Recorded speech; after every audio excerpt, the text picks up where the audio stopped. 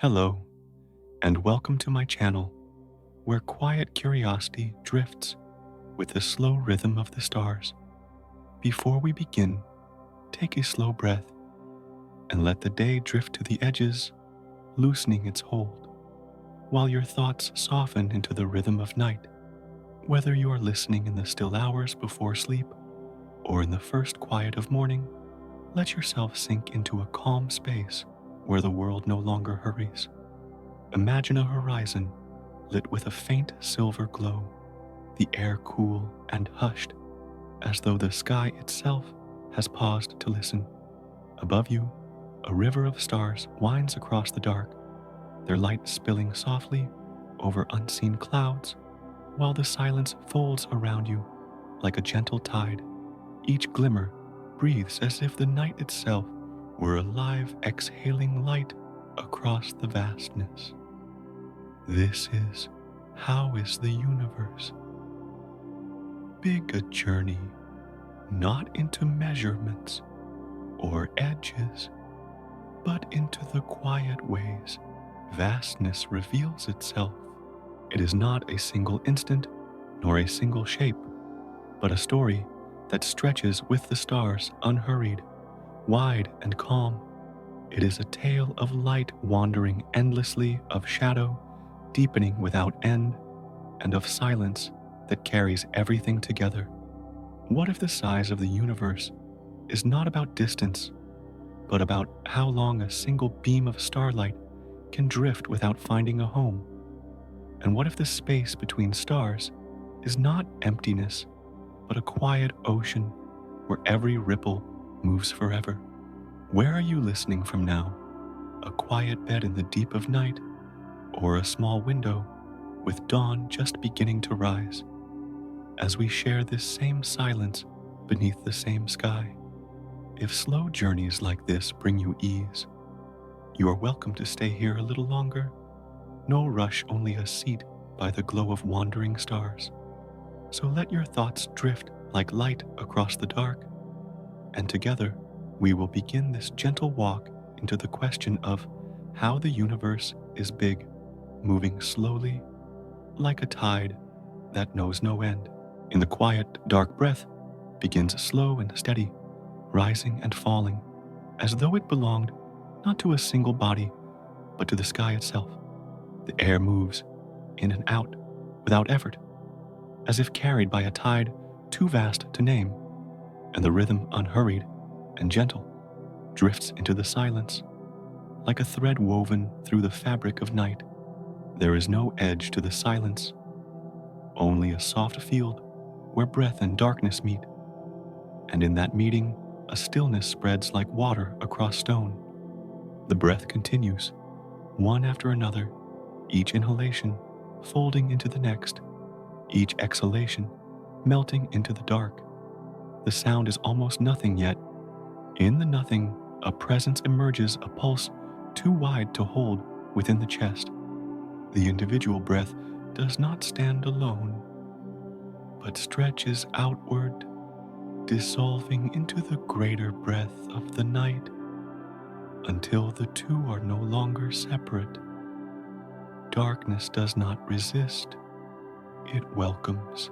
It receives each exhalation like a deep sea absorbing it without end, and it returns each inhalation as though the sky itself had leaned down, whispering back into the lungs. In this exchange, the sense of a boundary fades, the sense of self loosens, until the breath of one is indistinguishable from the breath of all. Stillness grows deeper. It feels as if the night has always been breathing, slowly, patiently, long before this small rhythm joined it. Each breath now is an echo of something ancient, a memory woven into the air, a reminder that silence is not empty, but alive. The darkness expands with every inhale. The darkness softens with every exhale, and the cycle, though simple, carries the weight of eternity. In that dark, the stars seem to lean closer, though unseen, their distant light pulsing like lanterns behind a veil. Each one may be imagined as breathing too, their glow swelling and dimming over ages in rhythms too long for the eye to follow. Yet the rhythm is there, and the breath beneath closed eyes feels aligned with theirs, fragile and fleeting, yet part of the same great current. The chest rises, the chest falls. This is the tide of the universe felt in miniature. It is not rushed, it is not loud, it is not seeking. It is simply moving as it always has, as it always will, a flow without beginning, without end. With each breath, the sense of form blurs, the outlines of thought soften, and the self becomes a ripple, carried forward by something immeasurably larger. The night holds everything. It holds the breath, it holds the silence, it holds the wandering drift of light across centuries. In its embrace, nothing is demanded, nothing is hurried, and nothing is lost. Every sound fades, every thought dissolves, every movement slows, until even stillness feels slower still. The breath once felt as a small motion now feels endless, drawn from the same depth as the darkness that stretches over the sky. To breathe is to share in that depth, to join a rhythm that was never broken. Each inhalation is the world entering, each exhalation is the self returning, and between them there is no distance. A pause lingers. Even in that pause, the current continues unseen. Breath is not only in the chest, it is in the space between stars, in the slow drift of galaxies, in the turning of unseen orbits. The darkness seems to inhale and exhale too, a presence so vast it feels as though the whole universe were a single body, resting, dreaming, breathing. Every breath mirrors that body. Each small rise and fall is a reflection of something immeasurable. The breath of the night is calm, and in that calm, the heart softens, the mind loosens, and thought falls away, like leaves carried downstream. To be within it is to be sheltered, to be carried, to be dissolved into safety that asks for nothing more than surrender. The rhythm continues, a gentle tide against the shore of silence. It deepens without effort, widens without intention. The body becomes lighter, the breath becomes slower, the dark becomes closer, and in the weaving of all three, a harmony emerges that feels older than memory. Stillness settles again. There is no need to count the breaths, no need to measure them. They are countless, they are seamless, they are unbroken. Each one is not separate, but part of the same unending stream, like drops in an endless river. The river flows, the breath flows, the night flows, and all of them are one. The quiet expands. Within it, the breath becomes not a sound, but a presence, a pulse beneath silence, an invisible tide guiding everything onward. The breath is not striving, it is not holding it, it is not reaching. It simply drifts, carried by something greater, something without end. And in that drifting, there is peace. The chest rises again. The chest falls again. The breath returns, and in its return it joins all things, the turning of the earth, the stillness of the moon, the slow arc of stars across the night. Each motion, each cycle, each orbit is a breath of its own, and all are bound together, moving as one.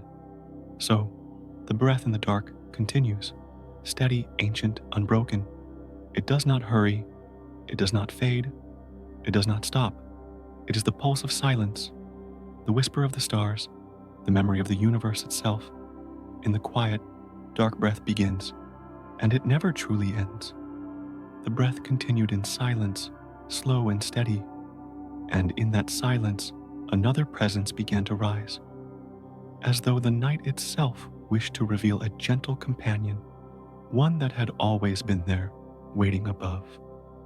High in the sky, the moon appeared a perfect circle, suspended like a mirror of pale silver, shining softly, yet never harsh.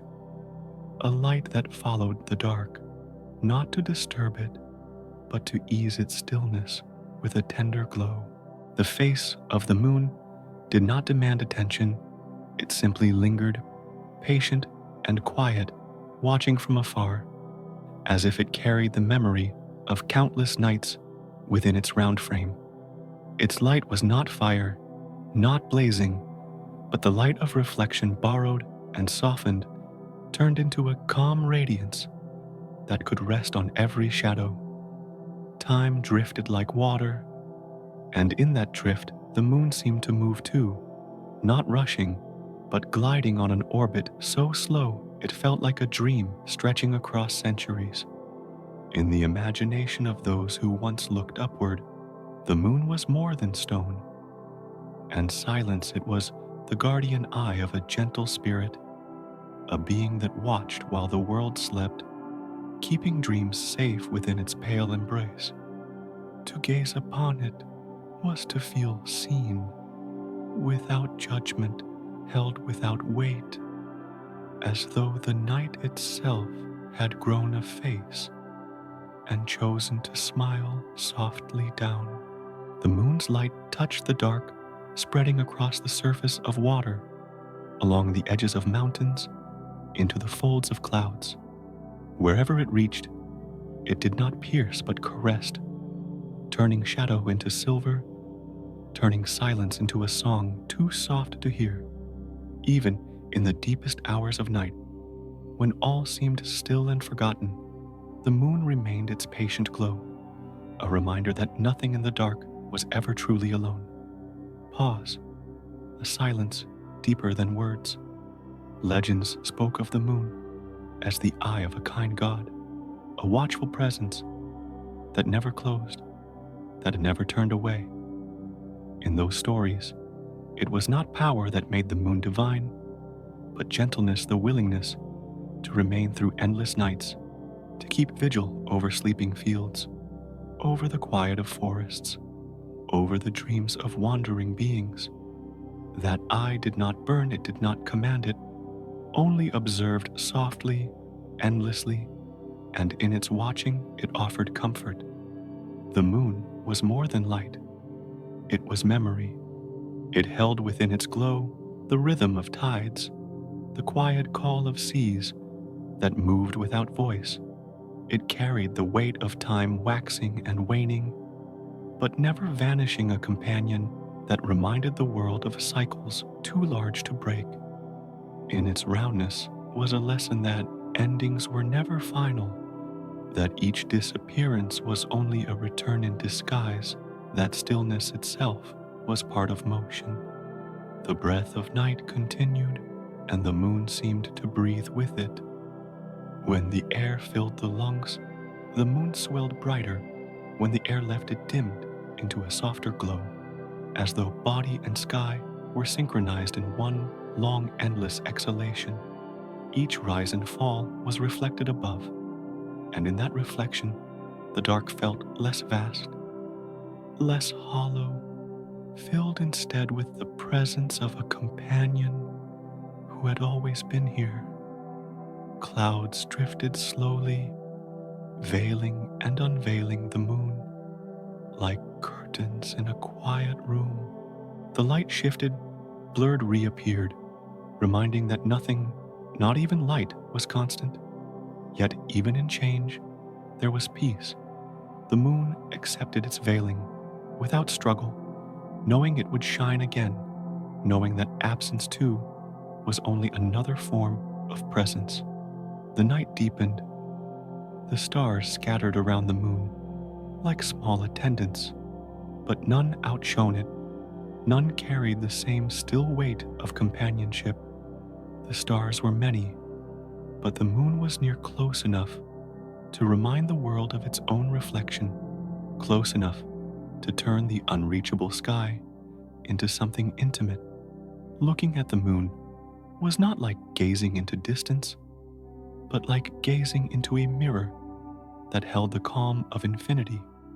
So time passed without measure, and the moon remained slowly crossing the sky, changing its face, yet always the same in essence. To some it was a lantern, to some a guardian, to some an eye, but to all it was presence unshaken, eternal, in its rhythm. The moon did not need to declare itself, for silence was its language, and in that silence every watcher could find their own reflection. And still the breath continued, joined now with the breath of the moon, joined with the breath of night. The rhythm was one steady and vast, carrying those who surrendered to it deeper into rest, deeper into the ancient stillness that had always been here. The moon lingered, the night breathed, and together they cradled the world in quiet light. The moon lingered high above its light, falling softly upon the surface of the world, and beneath that watchful glow, another truth slowly revealed itself, the presence of the earth, fragile, yet enduring a sphere adrift in the ocean of night. The earth seemed so small when imagined from the dark, as if it were only a grain of sand suspended in the silent current of the universe. Its edges were delicate, wrapped in a thin veil of cloud and air, a shell that shimmered faintly under the light of the moon. The night carried it gently, as though holding something precious, allowing it to drift through space like a seed carried on the wind of eternity. Fragile, yes, but not broken, for even the smallest seed carries the promise of life.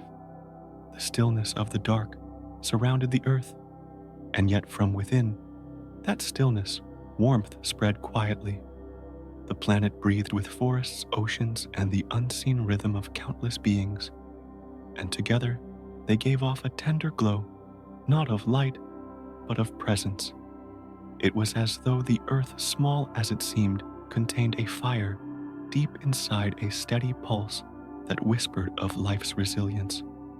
The silence of space only made that pulse clearer, softer, like the faint beat of a heart against the chest of night, a pause long and deep. Though the earth drifted as lightly as dust upon the wind, it cradled within itself a vast embrace. Oceans stretched clouds, wandered mountains, rose and sank, all hidden now beneath the cloak of night. The earth held its own memory, a memory written not in stone or flame, but in the cycles of water, in the breath of air, in the rhythm of seasons turning endlessly upon its surface. This was the warmth of the planet, not harsh, not burning, but a quiet and protective embrace, like the arms of a gentle guardian wrapping around its fragile body. From afar, the earth glowed faintly, as though surrounded by a halo. It was not brilliance like the stars, nor solemn stillness like the moon, but a subtler light born of life itself. That glow was like the warmth of a lantern hidden beneath a veil, faint yet unwavering, illuminating nothing but still enough to remind that within the fragile sphere countless stories slept. The earth was small, yet it was complete, carrying all that it needed within its embrace. The breath of the night deepened, and with it, the earth seemed to sway on its silent path, not hurried, not uncertain, but guided by orbits too ancient to remember. Its journey was not loud, not marked by sudden leaps, but by a slow circling, an endless turning, like a lullaby repeated so many times it becomes the air itself. And in that turning, the earth remained tender small, against the vast sky, yet filled with the strength of quiet continuity. Legends imagined the earth as a cradle, a womb suspended in space, holding within it every form of dream and silence. Its fragility was not a weakness, but a gift, for only in fragility could there be care, only in delicacy could there be warmth. The night itself seemed to recognize this wrapping, the planet gently letting its orbit continue like the rocking of a cradle upon an unseen tide. The earth carried the green of forests, the silver of rivers, the shadow of mountains, though all were hidden now in the stillness of night. What remained visible was its roundness, its delicate glow, and the knowledge that within this grain of sand floated an entire ocean of life. To think of it from the dark was to feel wonder how something so small could hold so much, how something so fragile could remain so steady, how warmth could persist in the coldest sea of silence, another breath drawn slow, another exhale falling deeper. The planet drifted onward, its path unseen yet unbroken, surrounded by the vast expanse of stars. It was a single drop within the cosmic sea, yet even a single drop can hold the reflection of the sky. The earth reflected not with brilliance, but with softness, its surface turning slowly, carrying day into night and night into day, a cycle so natural it felt like breathing itself. To rest within that cycle was to feel safe, to feel sheltered as though held by a presence both tender and eternal. So, the earth remained small, as a grain of sand, fragile as a shell, yet glowing with warmth, glowing with memory. Its place in the universe was not marked by size, but by care, not by power, but by gentleness, and in that gentleness lay its strength. To drift with the earth was to drift with the assurance that even the smallest flame can hold against the dark, and even the most fragile seed can float forever upon the winds of the cosmos. The night deepened once more, and in that depth, the earth continued to shine softly, breathing with the silence wrapped in the arms of the infinite. From within the warm breath of the blue planet, the gaze slowly rises, as if invisible wings were gently lifting each step, carrying it away from the embrace that has sheltered for countless ages. The soft veil of clouds drifts downward like a blanket of pale smoke, receding gently to reveal a world shrinking into the night. Darkness spreads wider, covering every contour, dissolving the familiar into a fragile speck suspended in the vast expanse. And that world, though drifting farther away, still holds its tenderness, like an old home glowing quietly in the memory of a traveler who has just departed. The moment does not rush, nor does it break, but moves like water, slowly retreating from the shore, leaving a fading trace of waves in the stillness. From above, forest and sea, mountain and plain all gather into one muted shade of blue, like blurred brushstrokes on an ancient canvas hung in the void. There is no noise, only the steady rhythm of breath blending with the surrounding dark, as though the night itself were inhaling and exhaling with the planet. The distancing of the earth does not taste of parting, but of gentle release, dissolving softly into a larger expanse. A pause, like a breath slowed. Below, the small lights of humankind flicker faintly like embers buried within warm ash. They fade in silence, folding into the vastness, as though they were stars of another sky, scattered upside down beneath the feet. One might imagine the place once stood upon has now become only a fragile circle of light, turning slowly in its endless path. The act of leaving no longer feels sharp or sorrowful, but tender, as if distance itself were nothing more than the natural widening of an embrace. Above, the night stretches clear, no longer veiled by drifting clouds, but transparent as an unseen glass. Each star appears more distinct, shimmering like drops of dew resting upon the eaves of the cosmos.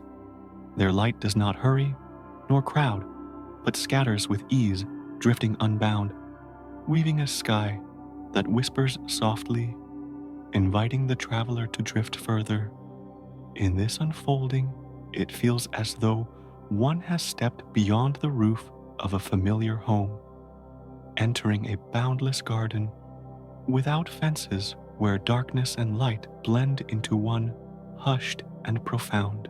There is something in the dark that makes one feel small, yet never lost, like a grain of dust leaving the palm caught upon a breeze, no longer held, yet never abandoned, simply continuing its own path. The world below, once everything, now becomes a part of memory, so that the mind may open to wider dimensions. And as memory dissolves, a calmness spreads, for what was familiar is not gone, only diminished like an old heartbeat, still echoing faintly within a greater chest. A long breath, soft and deep. When the last of the clouds have vanished, the horizon itself no longer marks a boundary, but dissolves into the unbroken dark. The movement bears no sharp moment, no sudden change, only a gentle glide, like a boat leaving its dock without stirring the surface of the water. And within that glide, time can be felt flowing slowly, evenly, without pressure, only drifting like light, wandering from a distant star that has never ceased its journey. The familiar world, once filled with vibrant sound and the pulse of life, has now become only a single point of light, circling quietly and endlessly. It is no longer a roof overhead, but a roof within memory, so that departure carries no finality, only the widening of open arms, granting passage into the beyond. The darkness ahead does not threaten, but opens like a soft quilt, extending its folds to invite rest within its heart, where there are no edges and no limits. Thus, leaving the familiar embrace is not a loss, but a continuation into a greater breath. As the blue planet shrinks, its light lingers still, like a distant lullaby, not needing to be grasped, only allowed to echo within the music of the universe. And as that music blends deeper with the night, it is felt that the small embrace has only expanded, replaced by something vaster, the quiet arms of the sky itself, a silence like a dot drifting in the melody.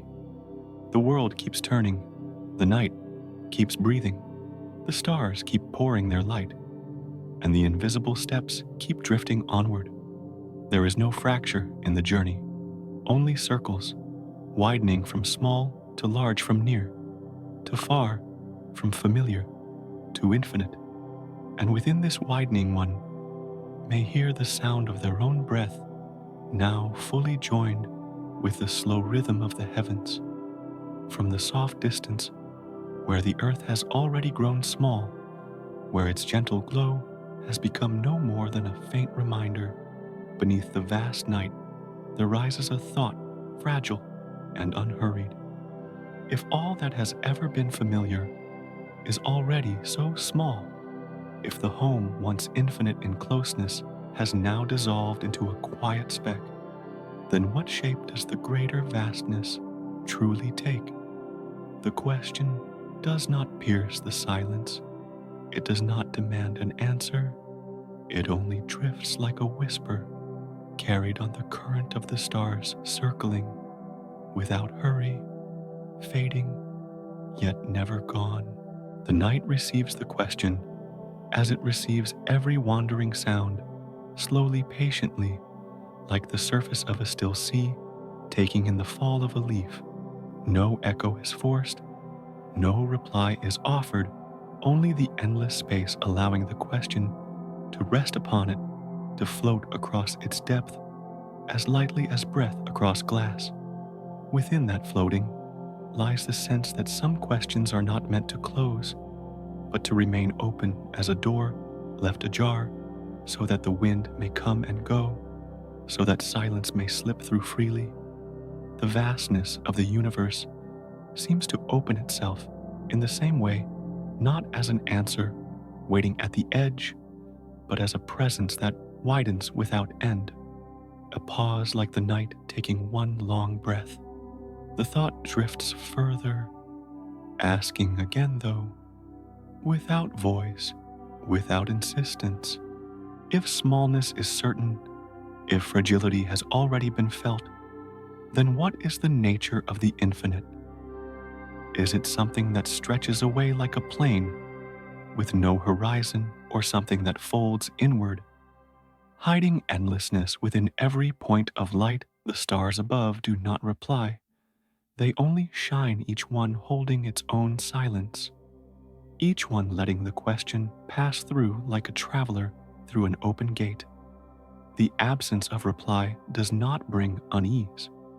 It brings calm, the calm of knowing that some mysteries live best when left untouched. The question lingers softer now, like dew forming in the air of the night. It rests on the dark, as though the darkness itself were alive, breathing gently, carrying memory, as the ocean carries shells upon its floor. The stillness deepens, and within that stillness, the vastness begins to reveal itself, not in words, but in feeling the sense of being carried, the sense of being surrounded by a space too wide to measure, too silent to disturb. The question, in truth, has become part of the very thing it wonders about, absorbed into the rhythm of the universe's breath. It is in this rhythm that the listener drifts. The thought no longer needs to be held. It drifts as naturally as a feather in the wind, as softly as dust rising in a sunbeam. To hold it tightly would be to break its nature, for the question exists not as a weight, but as a current one that flows quietly into the deeper night. The stars, the darkness, the unseen orbits all seem to lean closer, as if listening, as if answering, not with words, but with presence. Another pause like a faint rest in the music of the dark. In this rest, the sense of scale begins to stretch. The earth is already a memory below, and the stars above already seem countless.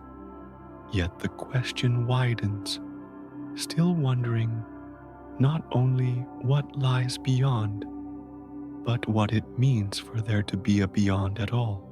Perhaps the vastness is not a distance, not a boundary to reach, but a silence that grows larger the longer one listens. It may be that infinity is not about the farthest point, but about the endless unfolding of closeness, where even the smallest flicker of light can hold an entire sky within itself. The thought circles and circles again, never closing, always widening.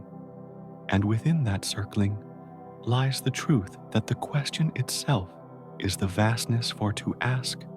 It is to feel the edges dissolve, to feel the self merge with something that cannot be contained. There is no rush to define it, no need to trap it in shape or name. The night is enough, the stars are enough, the breath is enough. The question rests there, suspended like a lantern in a sea of shadows, glowing faintly, but never extinguished. And still it continues. If all is so small, then what is large? If a world can fade into a speck, then what does it mean for space to stretch endlessly? The listener does not struggle for response, but allows the inquiry to float like a boat on still water, rocking gently with the unseen tide. Each ripple carries it further, and yet nowhere, for the sea itself is boundless. The destination is not to arrive, but to drift to remain upon the quiet surface of thought until thought itself grows indistinguishable from the night. There is comfort in the endlessness. The vastness does not press down, it does not overwhelm it, simply opens like the slow unfolding of a flower in darkness. The petals of space reveal themselves one by one, not to be counted, but to be felt, each one breathing softly, each one holding the memory of a star. To gaze upon it is not to seek an edge, but to allow oneself to be drawn deeper, gently, endlessly, as though being rocked into sleep by the universe itself. Another breath slow and quiet. So the question remains, and will remain. It is not a riddle to solve, but a companion to carry, like a star that never ceases to shine, no matter how far one drifts. Its purpose is not to be answered, but to remind that vastness exists, that the silence is alive, that infinity is not elsewhere, but here woven into the dark that surrounds and the breath that moves through it. And in knowing this, there is no need to resist, no need to reach. The listener drifts deeper into stillness, deeper into the night. The question, a faint thread tying the self to the whole. The night continues, the stars continue, the silence continues, and within them, the question floats small and endless, at once fragile as a whisper, vast as the sea of sky. From within the deep and endless night, where silence has stretched itself like a veil across every horizon, there begins a stirring faint and delicate. A glow arises slow as the lifting of mist touching the darkness with the first breath of warmth. It is as though a single flame, immense yet tender, has been set upon the sky, not to burn fiercely, but to soften the shadows with its golden embrace. The black expanse receives it without resistance, and in that moment, the night no longer feels solitary, for light has entered patient and unhurried. The glow spreads like the unfurling of petals, long hidden, turning the edge of the void into a canvas of quiet fire. It does not dazzle. It does not demand the gaze. It only offers itself as a lantern, placed gently in the hollow of the dark. The air seems to warm, though no fire is near, as if the presence of brightness itself were enough to breathe comfort into the waiting world. The rising radiance is neither sudden nor sharp, but continuous, like a current flowing from a hidden spring, steady and certain, winding its way into every shadow. A pause like the sky, inhaling slowly. In the oldest memories of humankind, this golden torch was not seen as a star of physics or measure, but as a vessel, a ship of light drifting across the sea of heaven. Each day it set forth upon its voyage, crossing from one horizon to another, carrying its cargo of warmth, of rhythm of time itself. The dark was never permanent, for the light would always return faithful, as a tide, endless as a heartbeat. And so, the people who once gazed upward imagined not a ball of fire, but a traveler, a guardian who never failed to find its path. The thought lingers. The light is more than light. It is a presence that moves in silence, as though the universe itself wished to remind all who dwell within it that no shadow is complete, no night unbroken. The glow bends across the sky, its golden waves spilling into corners where silence had been deepest, softening the edges, turning void into dream. In its passage, there is no haste, no struggle, only the certainty of a path that has always been walked, a current that has always been flowing. Above, the darkness does not vanish. It opens widening to receive the glow. The night is not erased, but enriched as if two voices had joined in harmony, the coolness of shadow and the warmth of flame. Together they weave a rhythm, and in this rhythm, the world beneath finds its breath. The trees, the stones, the waters, each seems to stir, each seems to lean toward the quiet torch that glides across the endless roof. The universe, vast and unmeasured, feels suddenly nearer, for it has sent forth its light as a companion to those who dwell in the smallness of earth. Another pause, soft as a sigh. The torch does not roar, it does not blaze. It drifts steady and kind, its light falling like a slow river upon the folds of the sky. Every color within it is subdued, softened by the distance, turned golden, as though time itself were holding the flame in careful hands. It reminds the onlooker that even in the endless dark warmth is possible, that even in the silence of infinity, there is motion, there is presence, there is care. The ship of light continues bound by no chain, needing no anchor, for its voyage is eternal and unbroken. The thought returns to those ancient stories, how the vessel of light was imagined to be steered by unseen hands, guided not by compass or star, but by the will of the heavens themselves. Its path was never questioned, its rhythm never doubted, for in its rising and setting lay the promise that the world was cared for. That night would yield, that day would come. And so, in the hush of this golden glow, one feels not only the vastness of the sky, but also its tenderness. In the gentle radiance, the world seems to awaken, not with noise, but with sighs. Shadows recede slowly, as though unwilling to depart, but they do depart, yielding to the warm flood. The mountains soften, the rivers glimmer, the very air becomes touched with the promise of continuity.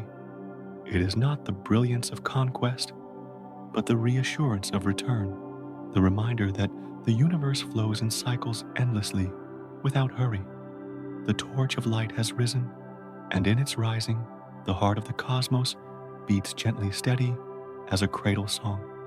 One breath long and calm, and still the torch drifts onward, casting its warmth not in haste, but with the patience of centuries, the patience of eternity. Every being beneath it, whether awake or at rest, is brushed by its silent hand. Every grain of dust is kissed by its glow.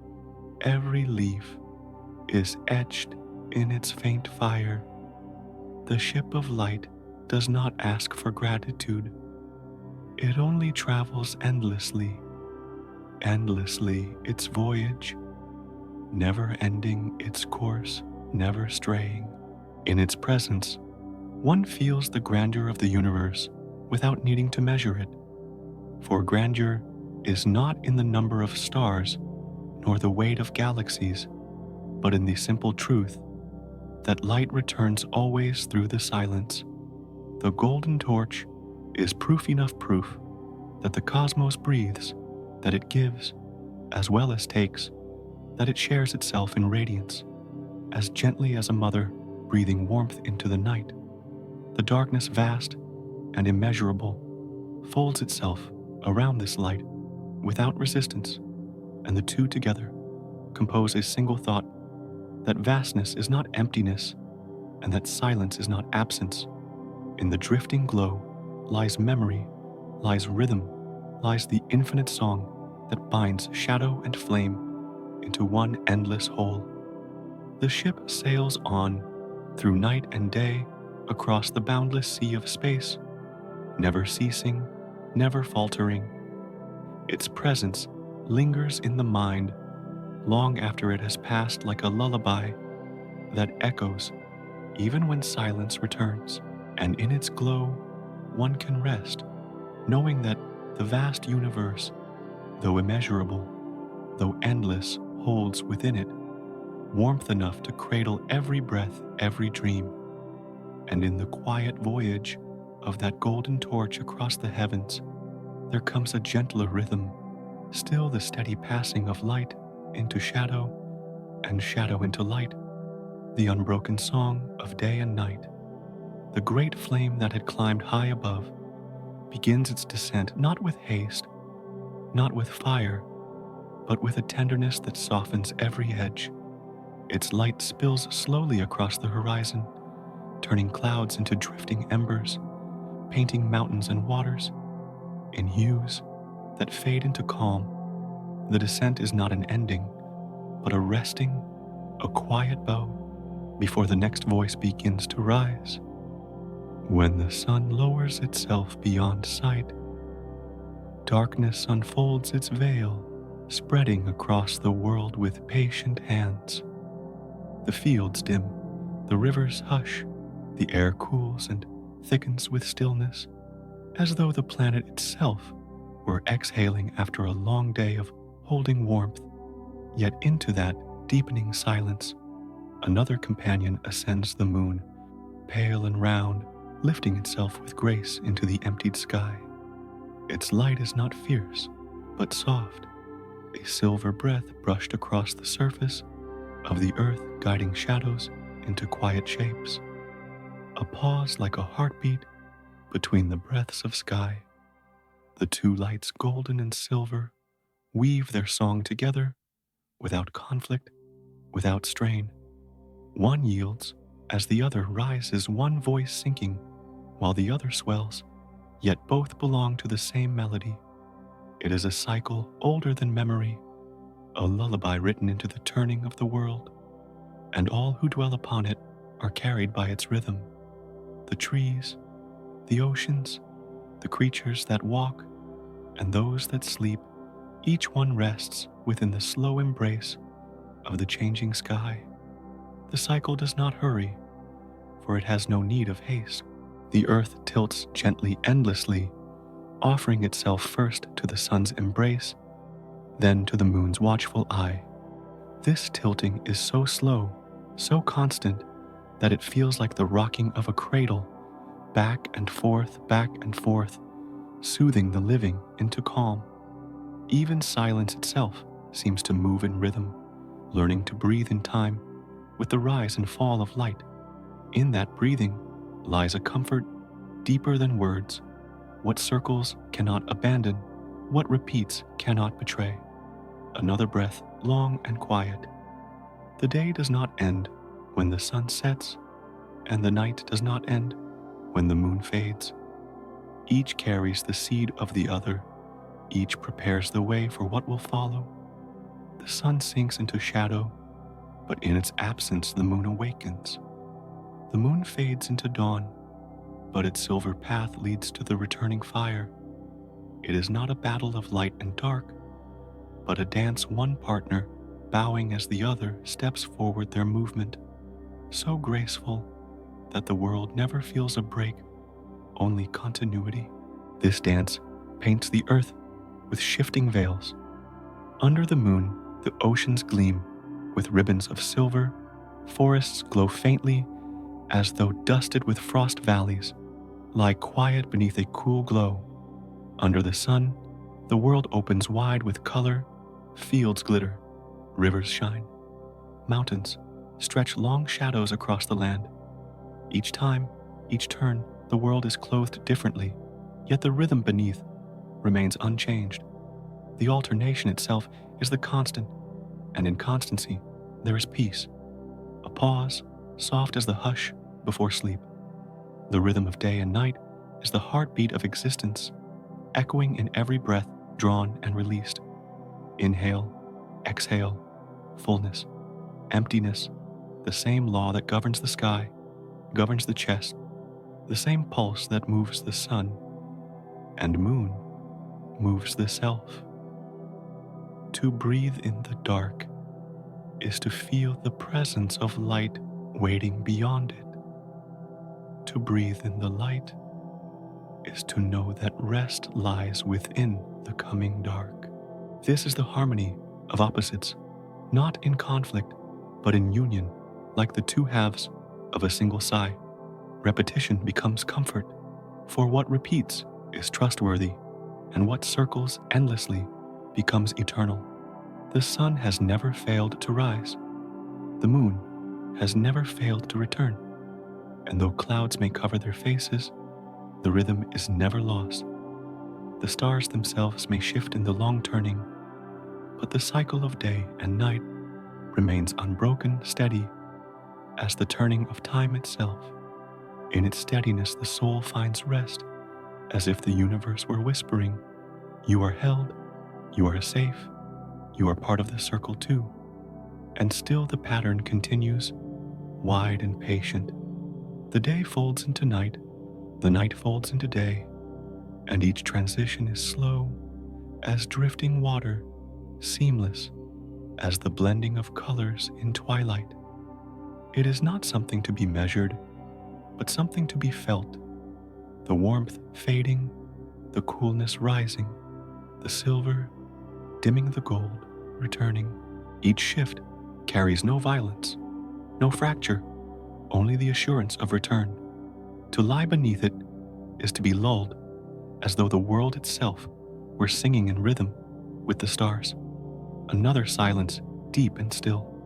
Thus, the question of vastness softens here, for the vastness of the universe is not only in its distance, not only in its endless skies, but in its patience, in its repeating song. Vastness is the knowledge that the sun will bow, that the moon will rise, that light and shadow will always exchange places without cease. It is an infinity, not of length, but of rhythm, not of boundaries, but of continuities. And in listening, one drifts closer to understanding, though no answer is needed. The rhythm itself is the answer, the song itself, the reply. The cradle of the earth rocks endlessly in this cycle, rocked by sun, rocked by moon, rocked by silence, rocked by light. It sways without stopping, carrying everything within its embrace. The listener, too, is carried whether awake or drifting into dreams, whether aware or lost in silence. For the cradle does not choose its passengers, it holds all equally, endlessly, without fail. And so, the rhythm continues, steady, ancient, unbroken. Day becomes night, night becomes day. The lullaby repeats, the world sleeps within its song. And as the cycle widens beyond the horizon, the sky begins to reveal yet another pattern. Larger still, the endless circles above the quiet, dancers of the heavens, turning slowly in their eternal dance. And as the lullaby of day, surrendering to night, fades into the deeper silence, the sky begins to show another pattern, vaster and more patient, the endless circles above, where worlds themselves drift in their eternal dance. They do not hurry, they do not call attention, they move with the calm of tides that have never ceased, with the certainty of footsteps laid down long before memory. Each one turns unseen yet steady, and together their movement becomes the slowest music, a song so vast that lifetimes pass while only a single measure is played.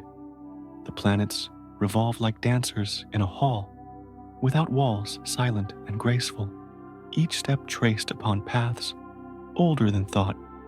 They do not stumble, they do not pause, their circles drawn with such care that no moment feels broken. Around them the dark stretches vast and unmeasured, yet the dance never loses its place, for each orbit is like a note in a song that has no ending. To gaze upon it is to watch stillness in motion, to feel silence given form, a pause like the faint rest between movements of the stars. The turning is endless, but it is not heavy.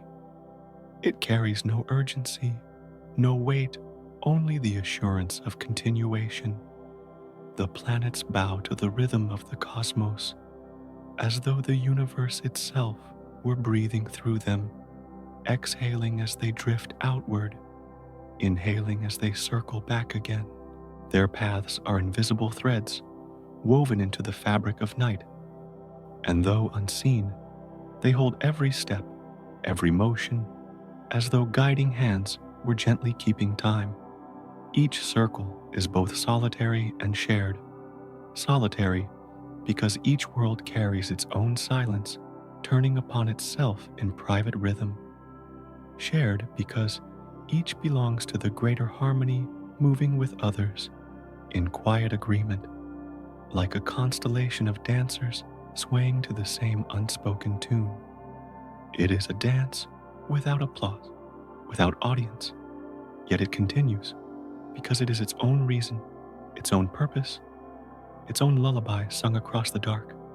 Another silence, as if the heavens rest between breaths. The endless circles remind the listener that nothing truly stands still. Even in stillness, there is motion too slow to see motion, too patient to notice, yet always present, always unfolding. A mountain may seem unmoving, but above it the moon drifts, and beyond the moon worlds revolve, and beyond them galaxies sway in spirals wider than imagination. To be part of the universe is to be carried in this tide, to belong to the circles that never break. And yet the circles are not rigid. They do not move with harshness, but with softness, their arcs drawn like brush strokes across an endless canvas. Each revolution is not a repetition, but a renewal, for every return carries difference, a shift in light, a change in shadow, a new memory written into the same step. To call it repetition is to miss the truth. It is a spiral, a song that widens as it repeats, never quite the same, yet always familiar. The image of the dance lingers. One world bows, another rises, each turning upon its hidden stage, none rushing to outpace the other. They glide in patience, in calm, in harmony, as if the stars themselves were instruments, and the universe were the breath that moves them. The music is not heard, but felt in the heart, that beats slowly in the chest, that rises and falls with breath. To listen is not to strain for sound, but to rest, to allow the silence to become music on its own. Another breath, long and low. The endless circles stretch outward, beyond sight, beyond knowing. They do not stop at the nearest world, nor at the furthest star, but continue into the dark, woven into the fabric of all things. Every grain of dust, every flicker of light follows the same law, orbiting, drifting, spiraling, part of the same choreography. It is as though the universe itself were one vast dance floor, and every mote within it is a dancer turning, gliding, bowing endlessly. And in their endlessness lies comfort. For if everything circles, then nothing is lost, only transformed, only carried to another step, another turn, another embrace. The listener may feel within their own chest the echo of this truth, for even the smallest heartbeat is a circle, even the simplest breath, a rhythm mirroring the wider movements of the sky. The self is not apart from the dance, but within it, spun gently as the planets are spun, carried softly as the worlds are carried.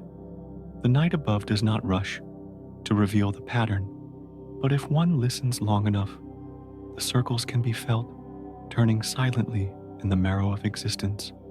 They whisper without words, all moves, all returns, all belongs. The vastness is not emptiness, but motion, not chaos, but harmony, not silence, but song. To rest beneath it is to rest within the music itself, to drift with its pace, to surrender to its calm. Another pause, quiet as falling dew. And so, the planets turn endlessly, endlessly, not to arrive, not to end, but to continue to be what they are: dancers of the night, keepers of rhythm, bearers of time. Their circles are endless, their dance eternal, and within it, the universe rocks, gently rocking stars and worlds and dreams alike. It is a dance that soothes, not with excitement, but with constancy, not with noise, but with silence that sings. The circles widen, the circles deepen, the circles endure. They move without end, without haste, without fail, like waves that never cease to rise and fall. And as they move, they carry the listener, too, lifting them into the same rhythm, rocking them into rest, into sleep, into the vast lullaby of the stars. And after the endless circles have spun their patient dance, there comes a space between softer than motion, itself a resting silence stretched wide across the heavens. It is not emptiness, not absence, but a pause, a hush in the rhythm, like the breath between verses of a song too ancient to remember its first note. The planets continue their turning, the stars continue their shining, yet between their paths lies a darkness that does not move, a stillness that does not hurry. It is the resting place of the sky, where silence gathers and drifts like unseen smoke. This space is not heavy, though it is vast. It does not press down upon the living, but opens around them, allowing every flicker of light to breathe, every orbit to glow more gently. For without stillness, motion cannot be heard, and without silence, the song of the cosmos cannot be felt. The dark between the circles is that silence, patient and endless, softening the bright, so that it is bearable, deepening the glow, so that it feels alive. It is the canvas upon which the light is painted, the breath that allows the lullaby to continue. A pause, quiet as the night holding its breath. The silent space between is like the hollow in a shell echoing faintly with memory. It carries no sound of its own, but magnifies the whispers that pass through it, the glimmers of stars, the hum of unseen paths. To rest within it is to feel both smaller and greater. Smaller because one is only a shadow within shadows, greater because the silence itself accepts and carries them. In its stillness lies the comfort of belonging, of being held within a darkness so wide it becomes a cradle. One can imagine the circles of planets moving slow as dancers across a floor, yet it is the intervals between their steps that make the dance graceful. Without the space, there would be no measure, no rhythm, no sense of continuation. The same is true of the sky. Without the quiet between its orbits, the turning would overwhelm the music, would become too full. The silence tempers the song, like the pause in a heartbeat that allows the next beat to rise. Another breath long and slow. It is in this hush that the light appears most tender. Stars shimmer more deeply against the velvet dark planets, glow more softly in their silvered paths. The moon itself brightens, not by its own strength, but by contrast with the surrounding stillness. The silence gives light its voice, just as shadow gives shape to flame. In the quiet spaces of the cosmos, radiance becomes gentler, not blinding, but soothing, not fierce, but restful. The night teaches that brightness is not in its volume, but in its patience, not in its force, but in its presence. This hush has been compared in the oldest stories to a pause in a song sung by the heavens, a note held in stillness before the melody continues. Some imagined it as the breath of gods, inhaling before the next line of creation, exhaling to let worlds turn again. Others felt it as a sea dark and unmoving, holding every flame like islands afloat upon its surface. However one dreams it, the truth is the same. Silence is not void, but presence of vast and eternal cradling motion in its arms.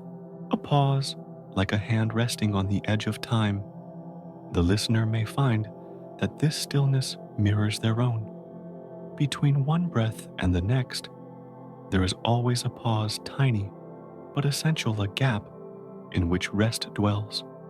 Between the beating of the heart, there's a fraction of stillness, a silence that allows life to flow onward. In the same way, the universe carries silence between its movements, darkness between its lights, emptiness between its turns, and in those pauses lies the secret of endurance. Without them, there would be only fire, only motion, only sound, and all would burn away. The silent spaces are therefore the caretakers of eternity. They hold the universe in balance. They let the stars whisper. Rather than shout, they allow the planets to move as dancers rather than as storms. Within them, everything slows, everything softens, everything drifts like dust upon unseen currents. To notice them is to notice the gentleness of the cosmos, its refusal to rush, its refusal to overwhelm. The silent spaces say, rest, breathe, drift, another breath softer than the last. And so the vastness is not only measured in light, nor in turning circles, but also in stillness, in the places where nothing seems to move, though all is quietly alive. The silence stretches farther than any orbit, more patient than any flame, deeper than any darkness upon earth. It carries the memory of all light that has passed and the promise of all light yet to come. To rest within it is to feel both the past and the future dissolve, leaving only the endless now, the unbroken calm of eternity. The night deepens, the silence widens, and within it, the song of the cosmos continues. Light appears, moves and fades, but the quiet remains always beneath, always surrounding. The circles may be endless, but without the pauses they would lose their meaning. The lights may be bright, but without the dark, they would lose their depth. The silence between is what allows all else to be, what gives the universe its shape, its rhythm, its breath.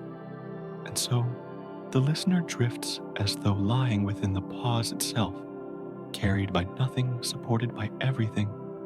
The silence does not press, it holds. The stillness does not end, it continues. The hush of the cosmos is vast, but it is not empty. It is a sea upon which all light floats, a cradle in which all orbits rest. The pause lingers like the night itself, closing its eyes. And as the silence deepens, another thought begins to stir, that even within these spaces, the smallest sparks still drift, tiny fragments, wandering the dark messengers of the stars, carrying whispers from one place to another. The hush is never absolute, for light is always wandering through it, like petals upon an endless current. From the silence between the circles, the vision drifts outward, gently as though carried on a tide of unseen breath. The great orbits that once filled the sky, their patient paths and endless dances begin to fold into distance. What seemed immense, what seemed immeasurable in closeness, now softens into something smaller, more fragile, more fleeting. A single step farther, a single breath wider, and the grand design begins to fade into a quiet point. The circles of planets, the glowing companions of the night, the torches of day and of silver evening, all of them merge into a single shimmer, as if the heavens themselves had been reduced to a bead of dew. The vast dance, so full in its nearness, contracts into a single light upon the fabric of the dark. The eye does not lose them, but gathers them into one like a memory carried gently in the palm. It is in this gathering, this shrinking, that vastness first begins to appear. A pause, like the sky closing its eyes. For when the familiar is made small, the unfamiliar expands, stretching beyond the edges of thought. The circle that once contained everything becomes a dot suspended in the endless sea, and around that dot unfolds the immeasurable dark. It is not a dark that swallows, but a dark that reveals, making the point shine more deeply, more tenderly, more alive. The more the world shrinks, the more the universe grows, until the two are inseparable, smallness and vastness, folded together like breath and silence. The shrinking does not diminish meaning, it expands it. What is seen as a tiny light holds within it all the orbits, all the dancers, all the rhythms that once seemed so large. A whole world can be contained in a spark, a whole story whispered in a glimmer. To see it from afar is not to lose it, but to know it differently, to hold it in the way one holds a song after its last note has faded, not gone, but carried within. Another breath, deep and slow. The vastness appears not by adding, but by subtracting, not by holding more, but by letting go. As the orbits fade into distance, the stars of the wider sky begin to rise like lanterns lit upon an infinite shore. The tiny circle becomes one among countless others, equal, humble, yet luminous, each dot no more than a grain upon the fabric, each grain carrying the weight of a world. Vastness is revealed here in the shrinking of the familiar, in the acceptance that what once seemed whole is but one note in an endless hymn. The listener may feel it in their own breath, the way a single inhale can hold so much, yet dissolve into the greater rhythm of air, the way a heartbeat can feel like everything, yet vanish into the silence of time. To shrink is not to disappear, but to join, to merge into something wider. The circle becomes a point. The point becomes a spark. The spark becomes part of the great sea, and in that sea there is peace. A pause like a leaf resting on still water. From far enough away, the great stage of life is no more than a glimmer, and yet that glimmer holds all memory, all motion, all warmth. The shrinking of the circle does not make it less real. It makes the vastness around it more visible. The endless night becomes the true canvas, the silent fabric upon which every spark is stitched. One realizes that the circle was never alone, that its light has always been surrounded by countless others, drifting, glowing, whispering. The shrinking continues, patient, gentle, endless. The point of light becomes only a breath among stars, its song blending with the greater chorus, its rhythm becoming part of the cosmic lullaby. It is here in this shrinking that the listener begins to feel the vastness, not as something outside, but as something within the recognition that every breath, every moment is both small and infinite, both fleeting and eternal. And so the shrinking of the familiar is the widening of the whole. The dot of light in the sea of night is not a loss, but a gift, for it shows how vastness is revealed, not in detail, but in perspective. To step back is to see more, to see beyond, to understand that no matter how small one world may seem, it belongs to the immeasurable. The vastness is not threatening, not cold, but tender, for it holds the tiny spark as gently as it holds the stars. Another breath, soft as twilight. The night deepens, the point of light glows, and the vast sea expands. The shrinking of all that was once great does not end in nothingness, but in belonging.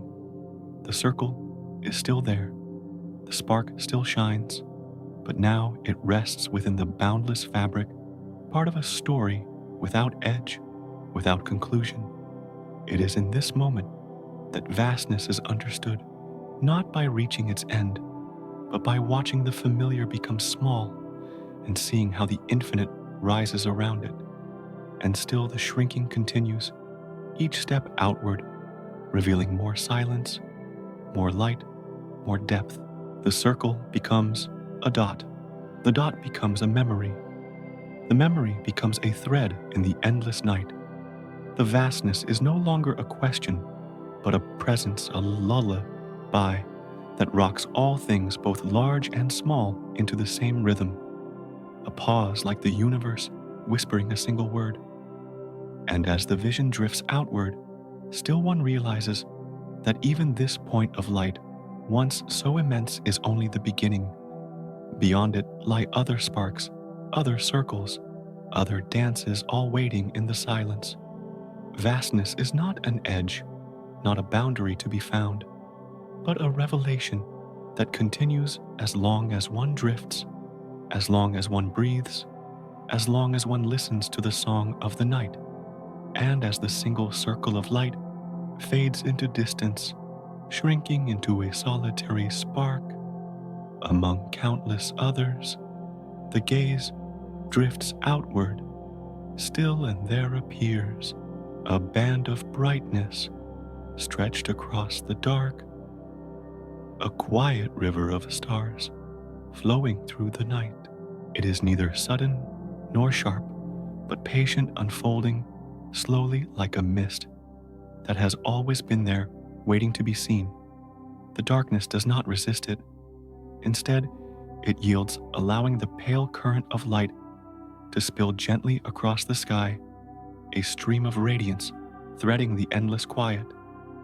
The river of stars glimmers with 1,000 quiet voices, none raised above the other, each whispering in harmony. They do not blaze, they do not pierce, but glow, as if breathing together scattered grains of fire resting upon a velvet sea. The band stretches from horizon to horizon, an unbroken thread weaving the fabric of the heavens, as if tying the sky together with strands of light. In this stretching, there is no end, no beginning, only the sense of a path that flows beyond sight, winding softly through the eternal night. A pause, like the still surface of water before it moves again. In the old stories, this river of light was never just stars. It was told as a bridge spun across the sky by unseen hands, so that lovers separated by distance might cross and meet. It was imagined as a silver road, a trail of lanterns left burning for travelers who wandered too far. It was dreamed as a great stream, its waters carrying the reflections of every soul who had ever gazed upward, flowing forever back into the sea of night. Each telling was gentle, each memory a way of saying that the river was not only there to shine, but also to connect to, hold the distant close, to bring together what seemed divided. The river flows in silence, yet its silence is not empty. It hums with the presence of uncountable lights, a low, steady hymn that seems to rock the sky itself into calm. To watch it is to feel carried as though the eyes were boats drifting upon its surface, rocked by the slow tide of its glow. The stars within it are countless, yet each one belongs. Each one is part of the current, none lost, none forgotten. It is a reminder that even in vastness, there is togetherness. Even in distance, there is unity. Another breath, slow and deep. The river does not rush. It winds, it lingers, it curves across the dome of night, as though it has all the time in eternity. Its light is not fierce, but layered faint and strong at once, weaving patterns that shift with the gaze. At times, it seems close enough to touch a trail of dust upon glass. At times it feels impossibly far, like memory itself stretched across the heavens. Yet near or far, it remains steady as a heartbeat, constant as a tide. In the stillness, the listener may feel that this river is alive not with sound or motion, but with presence. It is as though the stars within it breathe together, a slow inhalation, a slower exhalation, filling the night with an unseen rhythm. The darkness around them does not resist. It joins expanding as the stars contract, contracting as they expand, the two weaving each other into balance. This is the river's secret. It is not only light against dark, but light and dark as one flowing endlessly together. A pause gentle as twilight, resting on the horizon. The ancient ones looked upon this river and saw not only beauty, but guidance. They imagined it as a path they rode through the silence away for wandering souls to find their way home. They whispered that the river was a thread of memory stretched across the sky so that no one would forget the way. Even now, when one looks upon it, there is a sense of direction, though it leads nowhere, a sense of nearness, though it is far beyond reach. It becomes not only a sight, but a feeling, the feeling of being part of something too vast to measure, too quiet to disturb. The river widens as the eye lingers, spilling outward until it seems the whole sky is filled with it, yet it never overwhelms. It stays tender, soft, calm. Like water flowing over stone, it smooths the gaze, softens the thought, quiets the breath. To lie beneath it is to surrender, not to sleep, but to drifting, to letting the mind float as lightly as light itself. The river asks for nothing, offers everything, and continues on without end. Another breath, lighter, quieter, and so the vastness reveals itself again, not in edges or numbers, but in presence. The shrinking circle of the world becomes one spark. The spark becomes part of this river. The river becomes part of the infinite sea of stars. Each step outward reveals more, each pause shows the depth of silence, each silence carries more light. Vastness is not only the distance across the sky, but the feeling of the river flowing forever, with no beginning to recall and no ending to fear. The river of stars holds both memory and promise. It remembers the stories once told beneath it, the eyes that searched it, the hearts that dreamed across it, and it promises that it will remain long after one gaze drifts away, long after one breath dissolves into sleep. It promises continuity, constancy, the quiet truth that even in endlessness there is something steady, something patient, something kind. The night rests, the river flows, and the silence deepens. And as the vision drifts farther still, the river itself begins to turn, not in rushing waters, but in the slowest rotation of the heavens, carrying its countless sparks in a gentle orbit, as though the entire sky were breathing in circles. The journey does not end here, for beyond the river lies the great motion of the galaxy itself, turning endlessly, quietly, without haste. And as the river of light lingers across the night, stretched wide and glowing like a silver path, the gaze begins to notice another motion, softer still, hidden in the vastness. The slow turning of the river itself, a circle unfolding in silence, a patient wheel that never halts. The stars do not hurry, they do not press forward, they drift as though each step were a breath of the sky, drawn in and released again, endless in its rhythm, unbroken in its calm. The current of light does not rush. It turns curving across the heavens, as if the sky itself were leading, carried by the weightless flow of time. Each speck within the river seems to glide with it, no one leading, no one left behind, only the quiet dance of a million sparks moving together. There is no beginning to this dance, no end to its path, only the sense of a gentle revolving, like a cradle that rocks the night into deeper rest. A pause like the hush before dawn. This turning is not loud, not sharp, but so slow that it can only be felt in stillness, when the eyes soften and the breath aligns with the unseen wheel. It is as though the sky itself breathes, expanding outward, then folding inward, each exhale a circle that drifts into the next. To watch is to surrender, to let the turning cradle the mind, to fall into its patience as one falls into sleep.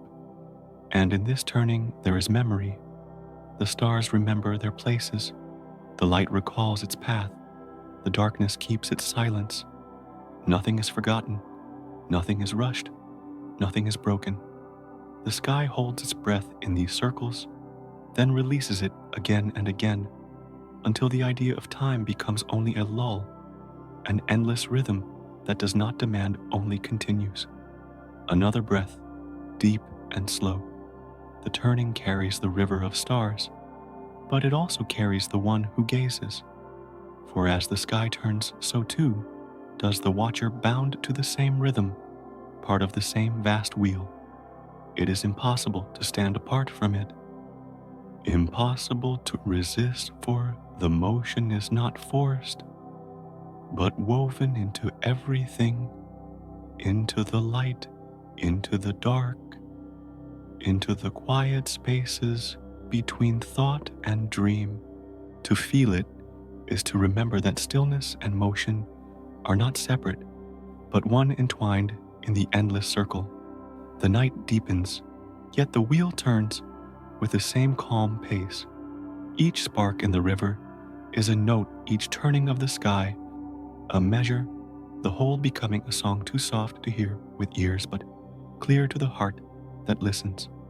It is a hymn without words, a melody without beginning or end, a music played by the sky itself to soothe all who drift beneath it, a pause like the sigh of wind through leaves.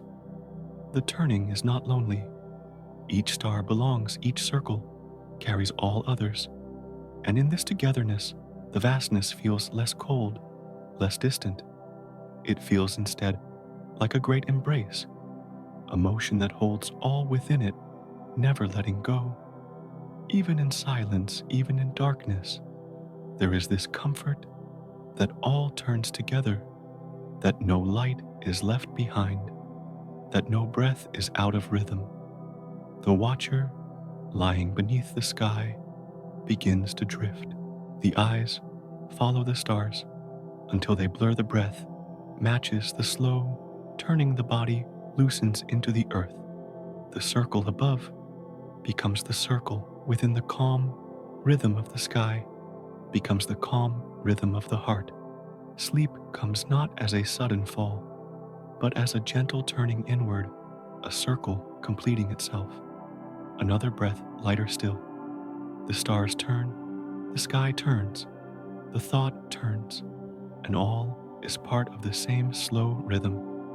There is no need to hurry, no need to grasp, for the circle will always return. The light will always pass and come again. The breath will always rise and fall. This is the gift of the turning. It does not end. It does not vanish. It continues so that one may rest within it, knowing the wheel will carry on, knowing the rhythm will remain. The night holds this secret quietly, that the slow turning is not only motion, but peace. It is the assurance that nothing is ever lost, only folded into the circle, only carried into the next breath, the next drift, the next quiet. To lie beneath it is to feel safe, to feel small, and yet to feel part of the endlessness, a spark within the wheel, a note within the hymn, a pause like a heart resting between beats. And so, the river of stars becomes the turning sky. The turning sky becomes the turning thought, and thought becomes dream circling inward as the heavens circle outward. The wheel continues, the rhythm continues, and within it, the watcher drifts into sleep, cradled by the breath of the universe, carried by the slow turning of time itself. And as the sky turns with its patient circle, something new begins to appear within the dark, faint at first, then gathering in quiet confidence, as though the night were scattering tiny seeds of light across its endless canvas, each seed glowing like a grain of sand that has caught the memory of the sun. These grains do not fall, they do not fade, they simply linger, breathing gently, each one a small lantern suspended in the ocean of shadow. The stars seem countless, yet each carries a calmness, stillness that feels ancient, as if it has always been there, waiting to be noticed.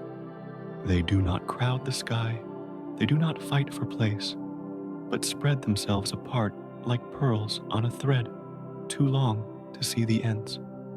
Their glow is not harsh, not demanding, but soft the way a candle might flicker in a quiet room, or the way embers glow beneath layers of ash, holding warmth that does not hurry to escape. A pause, as if the night itself takes a breath.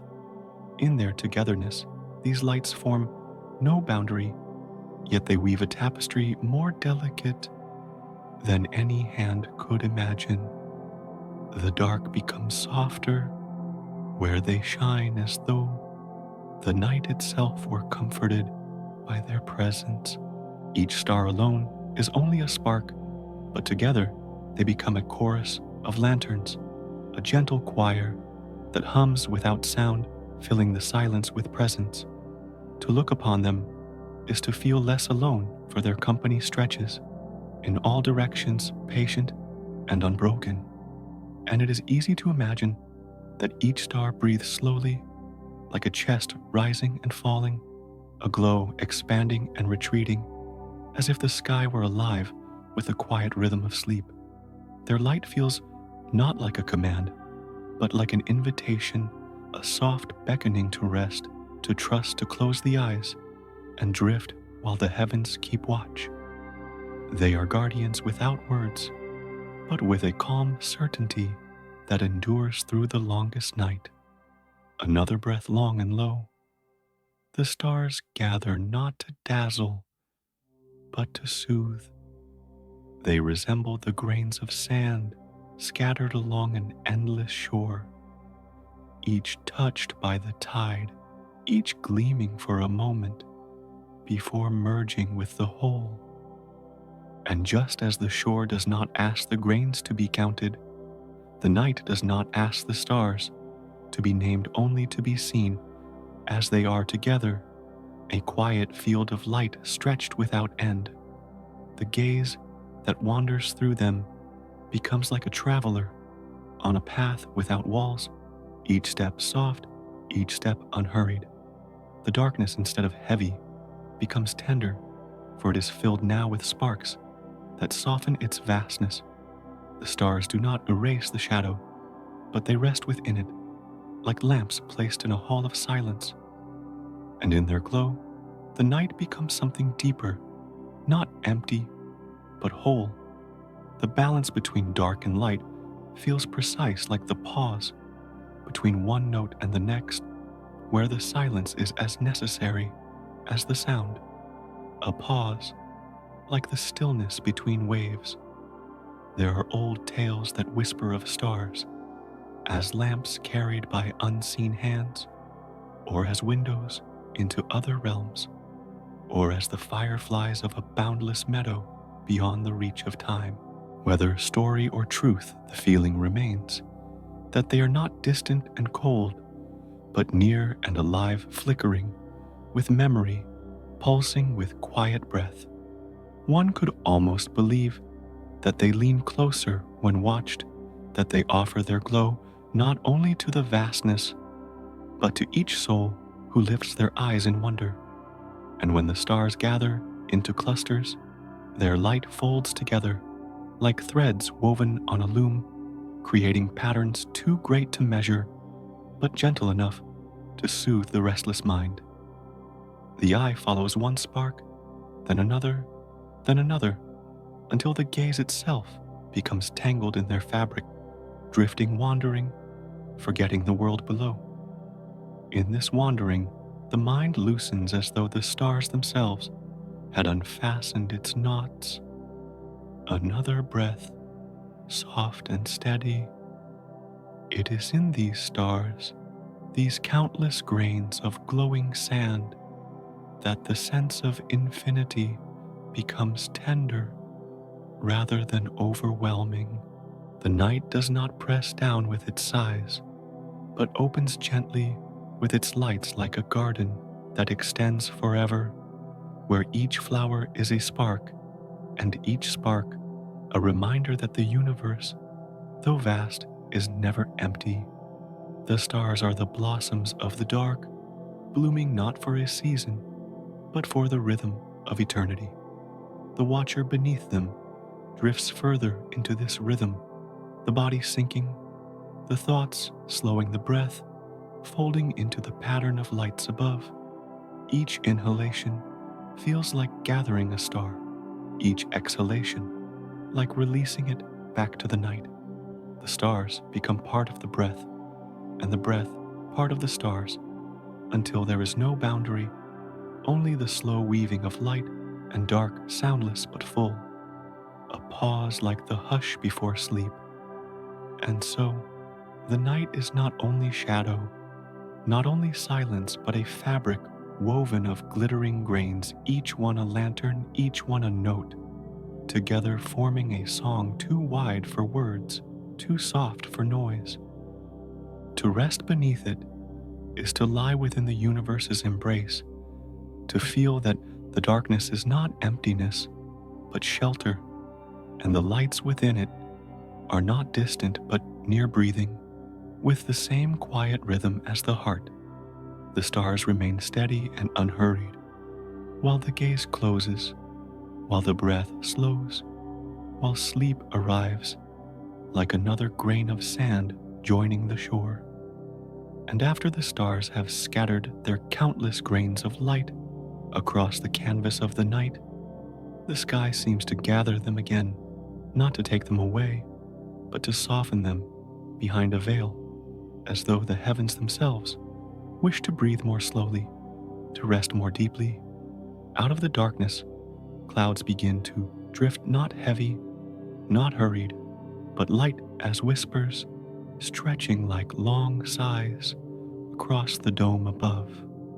They move as though drawn by an unseen chest, rising and falling, as though the whole sky has settled into sleep, and the clouds are its steady breath. Their shapes are never fixed, dissolving and returning, fading into shadow, and glowing faintly where hidden stars still manage to shine through. One moment they resemble smoke, curling from a lamp. Another they become gentle waves, rolling through a sea too large to imagine. They do not disturb the night, but cradle it, wrapping the sharp edges of light in softness, the way hands might cup a fragile flame. In their movement, there is no beginning and no end, only the quiet continuity of a breath that does not falter, a pause like the silence between two sighs. The clouds glow faintly from within, catching the scattered starlight, holding it close, as though each one carries a secret ember.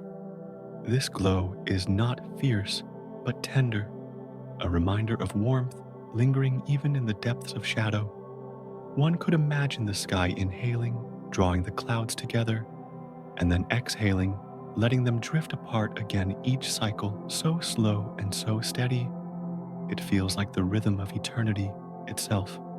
The watcher beneath them can almost feel this rhythm passing through their own body, as if their breath has fallen into harmony with the breath of the night. In the folds of the drifting mists, the stars shimmer softly, as though peering through curtains, never quite hidden, never quite revealed. The night does not choose between shadow and light, but allows both to exist together, woven like threads in a tapestry too delicate to separate. It is this balance that creates the sense of calm, the feeling that nothing is rushed, nothing is broken, but that all things share the same slow pulse. Another breath deep and hushed. The drifting of the clouds becomes like the turning of thought itself, the way memories surface and dissolve, returning not as sharp images, but as gentle feelings, almost forgotten yet strangely familiar. The sky seems to dream in this way, shifting its face, but never changing its essence, murmuring silently, as though it remembers stories too old for words. And in this dreaming, the listener too can drift thoughts, loosening the weight of the day, falling away until the mind itself feels like a cloud weightless, drifting across an endless night. The darkness does not vanish beneath these clouds, but it softens, becoming something tender rather than vast. It feels like a blanket stretched over the world, warmed by the faint light hidden in its folds. To lie beneath it is to feel sheltered, to feel that the sky is not only a distance above, but a presence that breathes, that moves, that keeps watch in silence. The clouds carry this presence, drifting not with urgency, but with devotion, as though each movement is a promise that the night will continue steady and unbroken. A pause like a heartbeat that slows. Some might imagine the clouds as the sky's own sighs, exhalations of a being too vast to see, too patient to hurry. They seem to whisper that the night itself is alive, that the universe does not only spin and burn, but also rests, also sleeps, also breathes in rhythms we can feel, if only we become quiet enough to listen. Each cloud is then not only vapor, not only shadow, but a voice without sound, a presence without form, breathing in and out with the same unending calm. And as they pass the stars behind them, flicker gently, not in protest, but in harmony, as if they too have slowed their shining to match the rhythm of the drifting veils.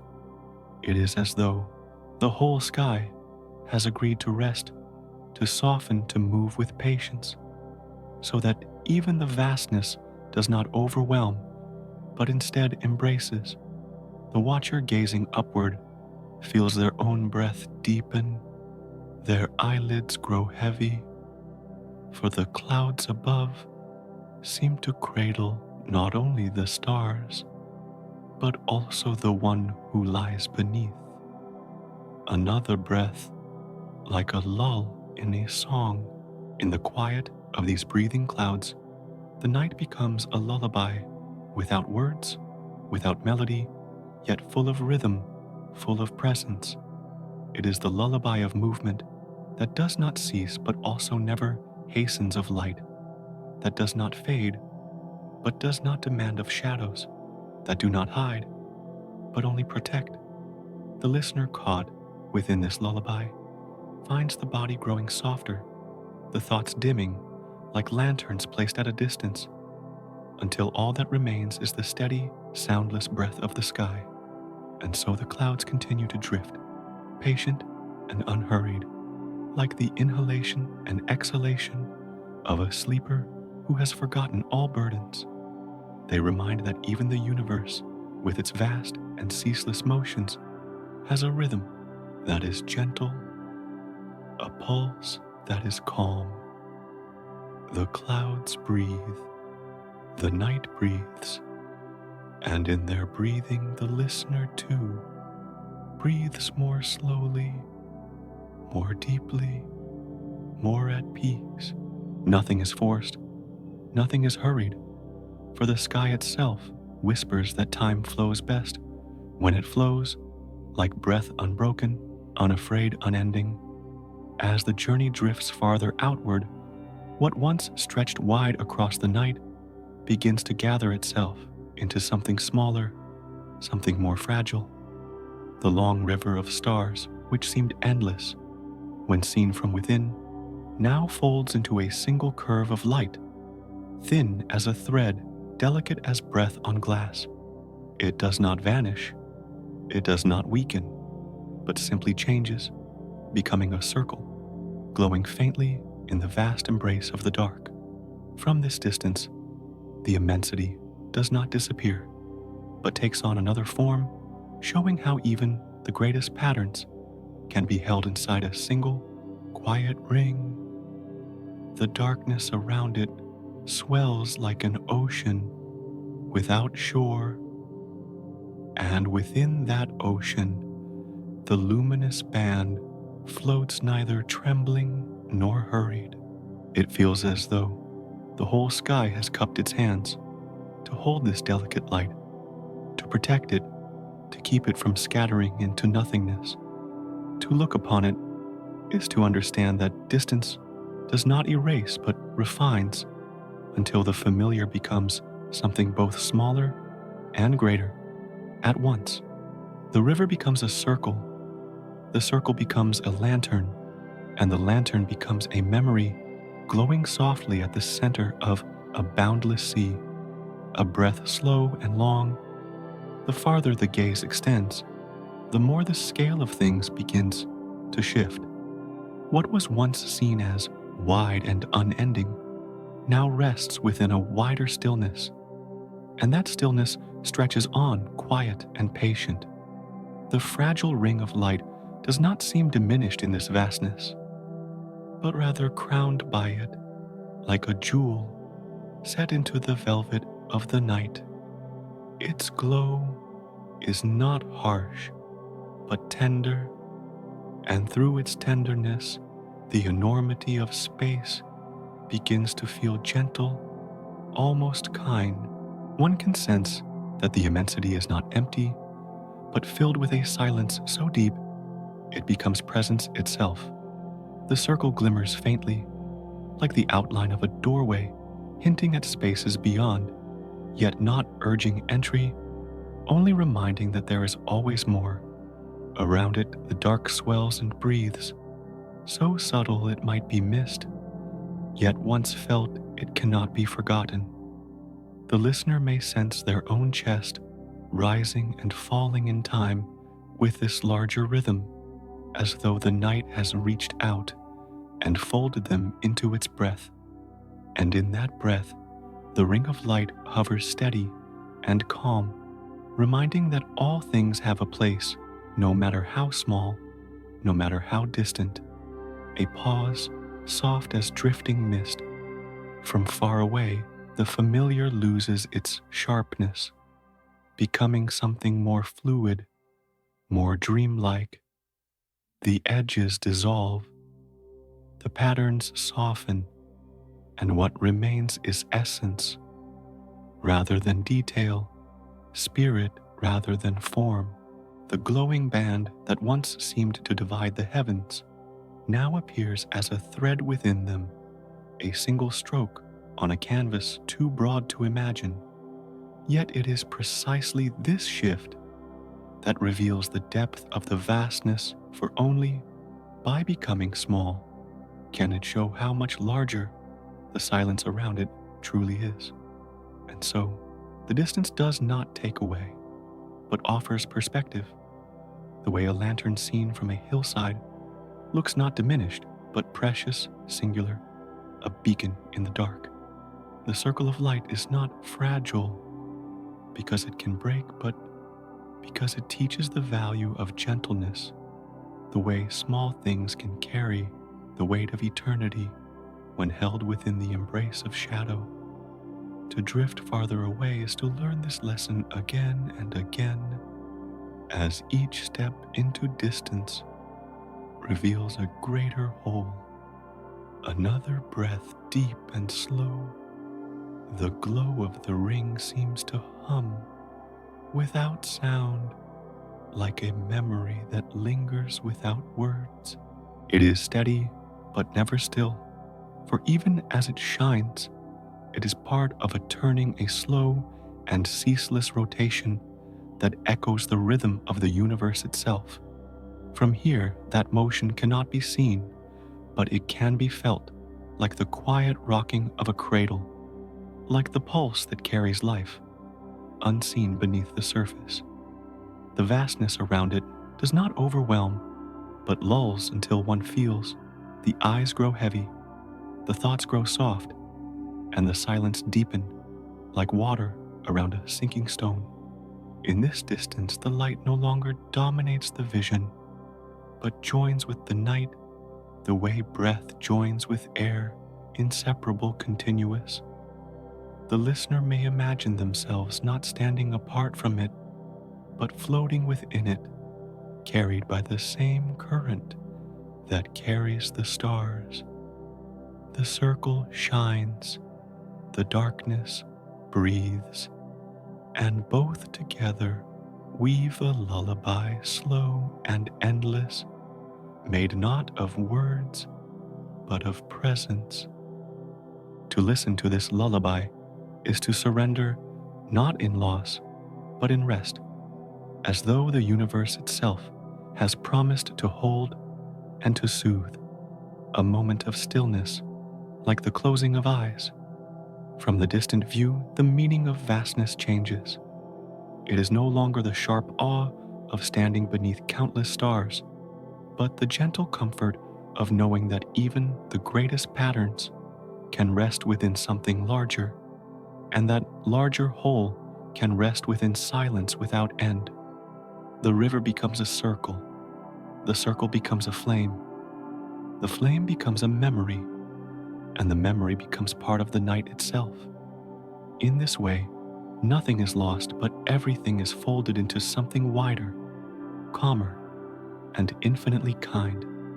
And so the watcher drifts on their gaze, still resting upon the faint ring of light, though now it seems less like an object and more like a companion, following quietly, reminding gently.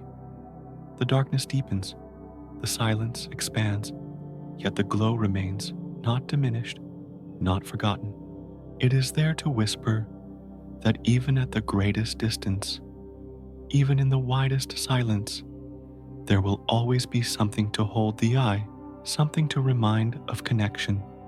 The ring of light floats, the vastness surrounds, and together they move, without haste, without end, into the quiet sea of eternity.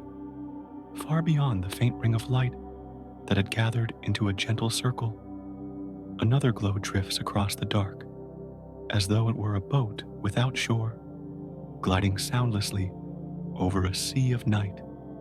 It does not rush. It does not claim attention. It simply moves, steady and unhurried, carrying with it the impression of something that has always been there. Its distance does not turn it into a stranger, but instead into a quiet reminder, a companion that though far still feels close. To watch it is to feel the strange comfort of seeing a face in a dream, half remembered, yet soothing in its familiarity. The light stretches in a line so faint it might almost dissolve into shadow, yet it lingers like breath on the edge of glass. Around it, the dark spreads endlessly, but the line does not vanish. It flows patient and enduring, as though it were a thought that could not be erased. It seems to carry a message that no words could hold, a presence that does not need to speak to be understood. In the stillness of space, this drifting band feels like a promise that even across immeasurable silence, there are threads that tie one moment to another, one heart to the next, a pause deep and quiet. The further one drifts, the more this faraway companion becomes a part of the landscape of night. It is not loud like the sun, nor near like the moon, but it has its own kind of closeness, not through proximity, but through resonance. Its glow is faint, and yet it carries a warmth that touches memory, as if it had always been known. The stars scattered around it flicker like whispers, but this band of light holds steady like the line of a horizon at dusk. Its distance does not separate, but enfolds until the observer feels not apart from it, but gently drawn into its path. And the darkness, instead of overwhelming, becomes softer for its presence, like the silence between notes that allows a song to breathe.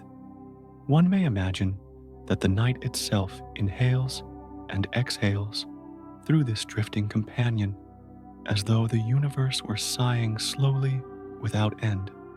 It is in this rhythm that comfort is found, the reassurance that nothing drifts alone, and that even in the vastness, there will always be another light, another companion, gliding gently nearby. Another breath slow, unbroken. From afar, it resembles a bridge of light, a span drawn across the dark, as though connecting what lies on either side of an unseen sea. Ancient minds may have dreamed of it as a crossing a path from one world to another, or a thread binding separated lovers. In its silence, it holds those echoes not as stories told aloud, but as feelings left behind in the night air, feelings that linger without needing to be remembered. Its glow is not urgent, but calm its pace, not hurried, but eternal. One could drift for ages and still find it flowing always in place, always extending a ribbon with no frayed ends. This is its gift to remind that continuity does not require haste, that presence can endure without struggle. To look upon it is to feel that the universe has a memory, that even the faintest threads are not forgotten, but held gently in the folds of shadow. Its very distance gives it power, for in being unreachable, it becomes something greater than possession. It becomes a companion, not bound to one place, but shared by all who gaze upon it. A pause, soft as twilight. The faint band does not shine with the brightness of a flame, but with the persistence of breath, quiet and steady. It is as if the night itself leaned forward, exhaled, and left this luminous trail as proof of its life. The listener may imagine that each flicker within it is a heartbeat slow and deep, reminding that time in the heavens does not rush, but circles, drifts, and flows. The more one gazes, the more one feels the body soften, as if joining that same rhythm, until the separation between observer and sky begins to fade. The companion remains distant, yet its familiarity deepens, the way the sound of waves becomes familiar even when the ocean is unseen. It is a closeness made not of touch, but of recognition, a reminder that even the most far-away things can stir the same quiet warmth as a memory of home. And so, the drifting continues, unbroken, untroubled, carrying the observer deeper into silence, where thoughts loosen and the night begins to cradle them as if they were part of its own breath. A silence like a resting hand. The band of light glides on, never faltering, never ceasing. Its presence feels like the continuation of something older than memory, something that has always been and will always be. It is not a guide, for it gives no direction, yet it is a companion, for it shares the path without needing words. To look upon it is to understand that companionship does not end where distance begins, but rather that distance itself is a kind of closeness, reminding that one is part of a wider whole. In this way, the faraway companion is not simply another light, but an echo of comfort, a reflection of the truth that vastness is not empty, but filled with connections too subtle to measure. It whispers without sound, it breathes without lungs, it remembers without thought. Its presence is a gentle hand in the endless dark, and though it may never be reached, it is always there, waiting, glowing, drifting in silence. And as the listener breathes in time with it, they may feel themselves drawn into its calm until sleep itself feels like another form of distance, soft and familiar, leading not away, but into rest. And so, as the gaze lingers on that quiet far companion, the night deepens, the silence folds closer, and time drifts like a tide that has no shore. The boat of light continues, the sea of darkness expands, and the traveler is carried onward, soothed by the certainty that the universe, no matter how wide, will always offer another companion gliding nearby, silent, steady, eternal. Beyond the drifting band of light, where silence folds itself into deeper layers, the night begins to scatter with more luminous shapes, each one glowing softly against the sea of shadow. They do not stand alone, nor do they vanish into nothingness, but appear together as though a chain of distant islands had risen from an unseen ocean. Each shines faintly, yet surely its presence quiet, its voice unspoken, as though the darkness itself had allowed them to surface, to remind the observer that even in endless quiet, there are places of light. From far away, they appear like lanterns scattered across black water, waiting without urgency, each a point of calm in an immeasurable sea. The more one gazes, the clearer the image becomes, a constellation not of stars, but of whole clusters, glowing like islands upon an invisible tide. They are not hurried, they are not restless, for they have always been here, breathing their own dim radiance into the fabric of night. Each one seems self-contained, carrying a warmth and memory within like a hearth, whose fire does not reach the next home, but still gives comfort to all who draw near. The quiet between them does not divide, but instead frames their glow, the way the sea gives shape to each island it surrounds. And so, the darkness that might have seemed empty now reveals itself as a field alive with countless shores of light, a pause slow and deep. The islands do not crowd. They are scattered with the grace of something ancient, like seeds once sown and left to grow in silence. They breathe gently, not with the sharpness of fire, but with the endurance of embers, each holding its own quiet rhythm. From this distance, their details are lost, yet their essence is clear. Each one is a world entire, a place of origin and of return, shining without need for witness. To look at them is to feel the truth that the universe does not hoard its vastness in one place, but scatters it wide, letting every corner bear its own gentle flame. In the stillness of night, they are companions not in touch, but in presence. The sea of shadow around them is vast, yet it is softened by their glow, as though the water of the night carried a sheen from the lights it cradles. Each island stands apart, but together they weave a pattern, a quiet archipelago of radiance. They do not seek to connect, but they resonate like notes spread across a long song, each one adding to a melody too wide for a single ear to hear. To float among them is to be surrounded not by solitude, but by a vast company of silent companions, each offering its own stillness as part of the whole. Another breath, long and gentle.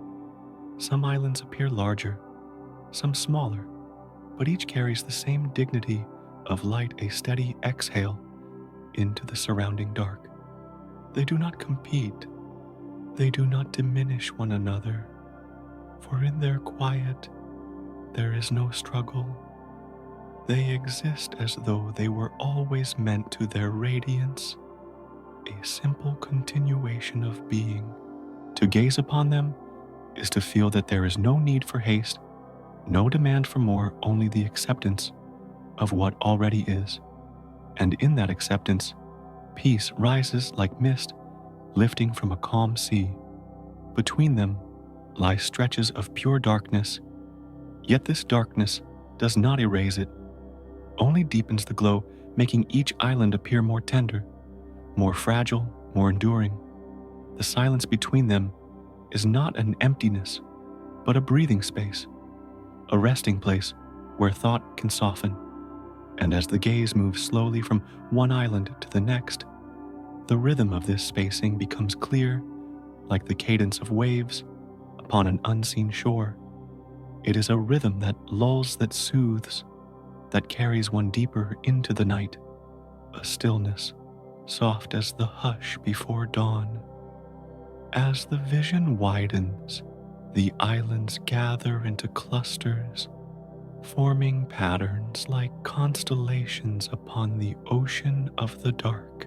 Each cluster holds its own harmony, its own silent balance, like families of light leaning toward one another across the gulf of shadow. Their arrangement feels neither random nor rigid, but flowing as though they too were carried on some greater tide, slow and unending. The spaces between grow larger, the sea broader, but still the islands persist shining as markers of continuity in the expanse.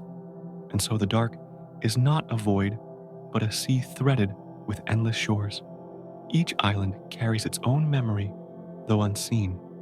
One might imagine that within each glow lies a story too vast for words, a history of light breathing into shadow, then shadow breathing it back.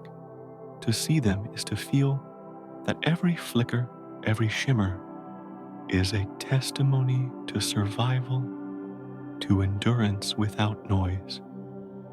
They are reminders that even the faintest flame, held long enough, becomes a beacon, not through power, but through patience.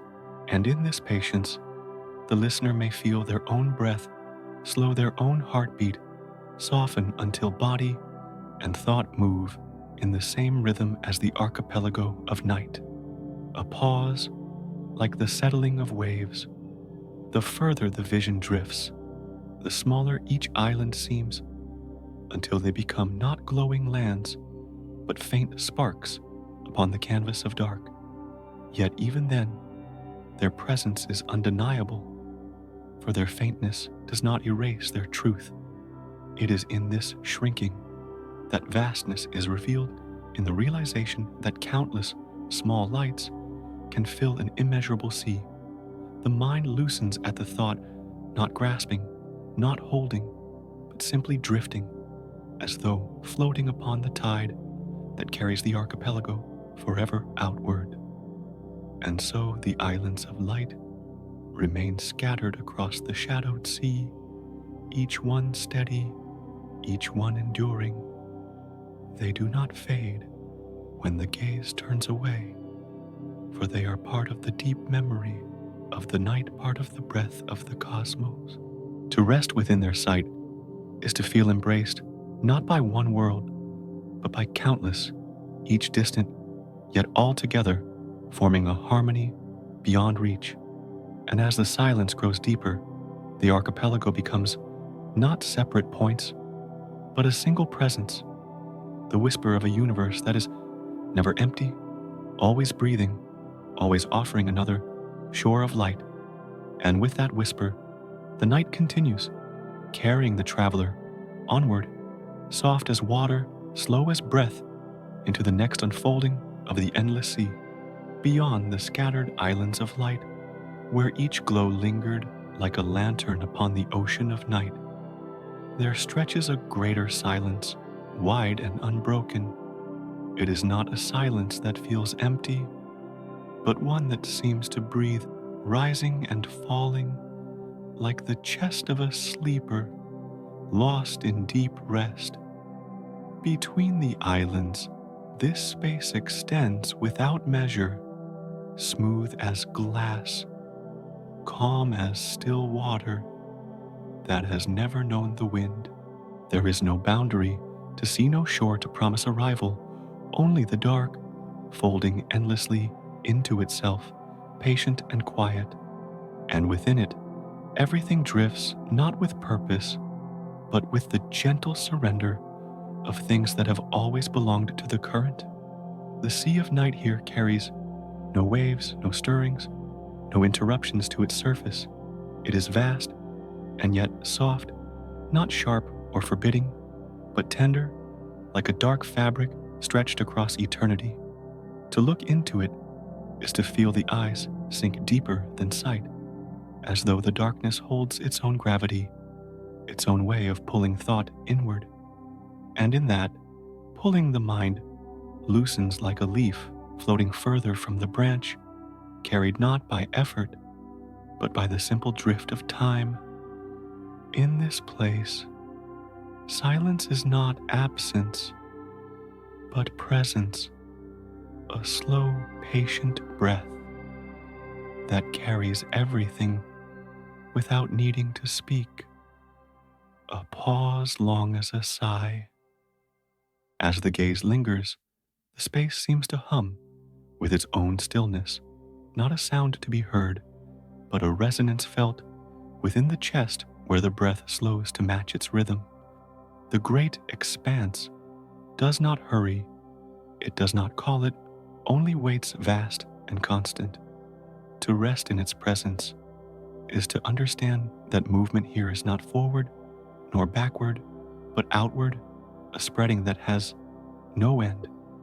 The spaces between the islands widen, and yet they never feel apart, for the dark itself is their connection, the sea upon which they all float. In this way, the silence is not a void, but a bond, a soft web, holding light and shadow together in its unseen threads.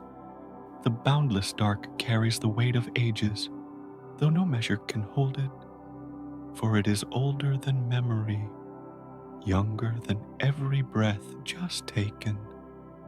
It is not cold, but neither is it warm. It is simply what remains when all else is stilled. To drift here is to feel one's own smallness dissolve not in fear, but in release, as though the self no longer needs to define its edge. One becomes part of the expanse, a note, held within the endless song of night, faint, but eternal, fragile but unbroken. And in that merging, the heart finds quiet, as though soothed by the hand of the infinite. Another breath, steady and slow. The expanse, though silent, is not lifeless. It shifts gently, like a tide too vast to notice. In the moment, a tide that has no beginning and no end. The stars upon its surface gleam like pebbles, scattered by some unseen hand, yet the sea between them is what gives them their meaning. Without the dark, their light would have no home. Without the silence, their voices would not be heard. And so the endless gulf is not absence but canvas, the backdrop upon which all radiance unfolds. It is the quiet that makes the song possible, the rest that makes the dance graceful. As the mind drifts deeper, the perception of space grows softer, as if the vastness itself begins to cradle thought. The black sea seems endless, but in its endlessness lies a comfort, for there is no need to measure, no need to seek an end. It is enough to float enough, to breathe enough, to know that in this ocean of shadow, one is always carried. The silence becomes a companion, not distant, but near breathing, alongside the stars and alongside the heart that listens. And in this companionship, the sense of loneliness fades, replaced by the gentle truth that everything belongs to this sea, a stillness like night pressing softly against the window. The boundless expanse feels like memory and future at once, as if all things that have been and all things that will be are held here folded into layers too deep to unravel. It asks nothing, it promises nothing, it simply is, and in its being, it teaches stillness. To gaze into it is to accept the rhythm of eternity, where beginnings and endings lose their sharpness, and all becomes part of a continuous flow. In that flow, the listener may feel the body grow heavier, as if sinking deeper into rest, while the mind grows lighter, floating upward like a feather caught on a breeze. The balance is gentle, seamless, natural, as though sleep itself were written into the language of the cosmos. The further the view extends, the more the islands fade into pinpoints, until only the vast sea of dark remains unbroken, unbound. But instead of fear, there is calm, for the infinite night does not close in, it opens outward, offering more space, more breath, more silence. To be surrounded by such immensity is to be freed from measure, freed from urgency. The thought of edges vanishes, replaced by the embrace of the endless soft, as the breath of a sleeper eternal, as the rhythm of stars. And so, the boundless expanse lingers not as a challenge, but as a lullaby, a song without words sung by the silence itself. It does not fade when the gaze turns, for it is everywhere, holding everything. It is the still water beneath every current, the breath behind every whisper of light. And in its quiet presence, one finds rest, one finds peace, one finds the slow drifting that leads not away, but deeper, deeper into the calm. A breath slow, full and fading. The journey does not end here, for the night continues carrying the traveler further toward new visions, toward wider horizons. Yet before those appear, the silence of the expanse settles fully, wrapping the listener like a cloak of shadow, soft and eternal. It is a pause, a resting place, before the next unfolding, a reminder that in the universe even stillness moves, and even silence speaks. From the still expanse, where silence stretched like an endless sea, faint threads began to appear, delicate and nearly invisible, yet steady as breath. They reached out from one island of light to another, spun across the vast gulf, as though some unseen hand had drawn lines upon the night. These filaments did not blaze like the stars, nor shift like the drifting clouds of starlight, but lingered quietly, as though the darkness itself were woven with a pattern too fine to see at first glance. And slowly, the mind begins to notice that the universe is not scattered, but bound, that the spaces are not empty, but bridged by these unseen strands. The threads glowed faintly, not with fire, but with memory, as though each one carried the whisper of countless journeys taken across the dark. They stretched far beyond what the eye could hold, curving gently, weaving in silence, until the night itself seemed to change, no longer a sea of islands adrift, but a tapestry stretched wide, its design too large to grasp its threads, too many to count.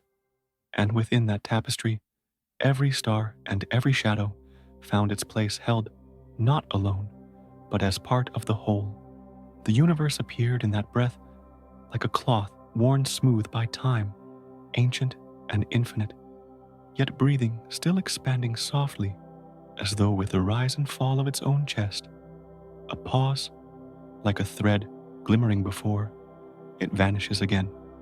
These filaments of light did not hurry, nor did they break, for they were not made of matter alone, but of relation, of the simple truth that nothing floats without connection.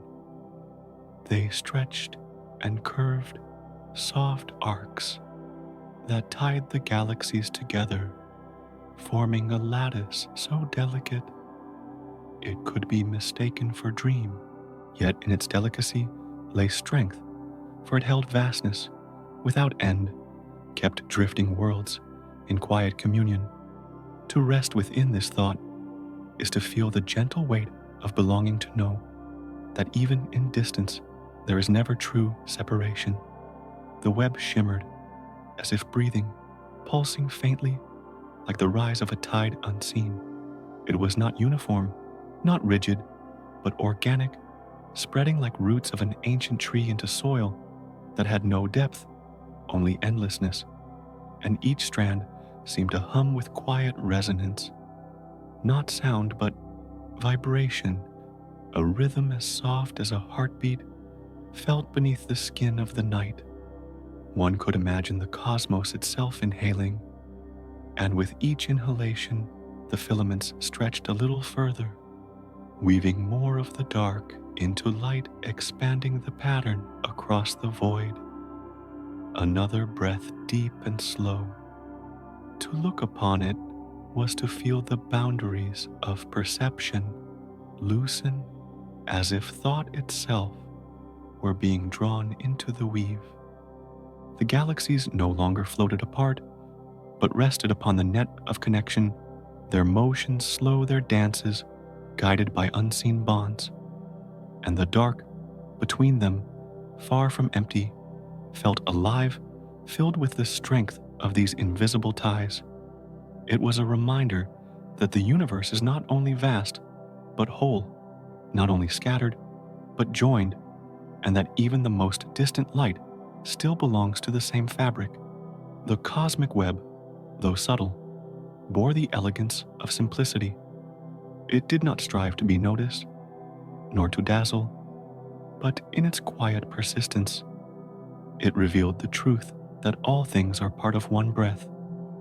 The listener, in tracing its arcs across the mind, could feel a gentle kinship, as though their own breath too were a strand drawn into the weave part of the same pattern that held stars together.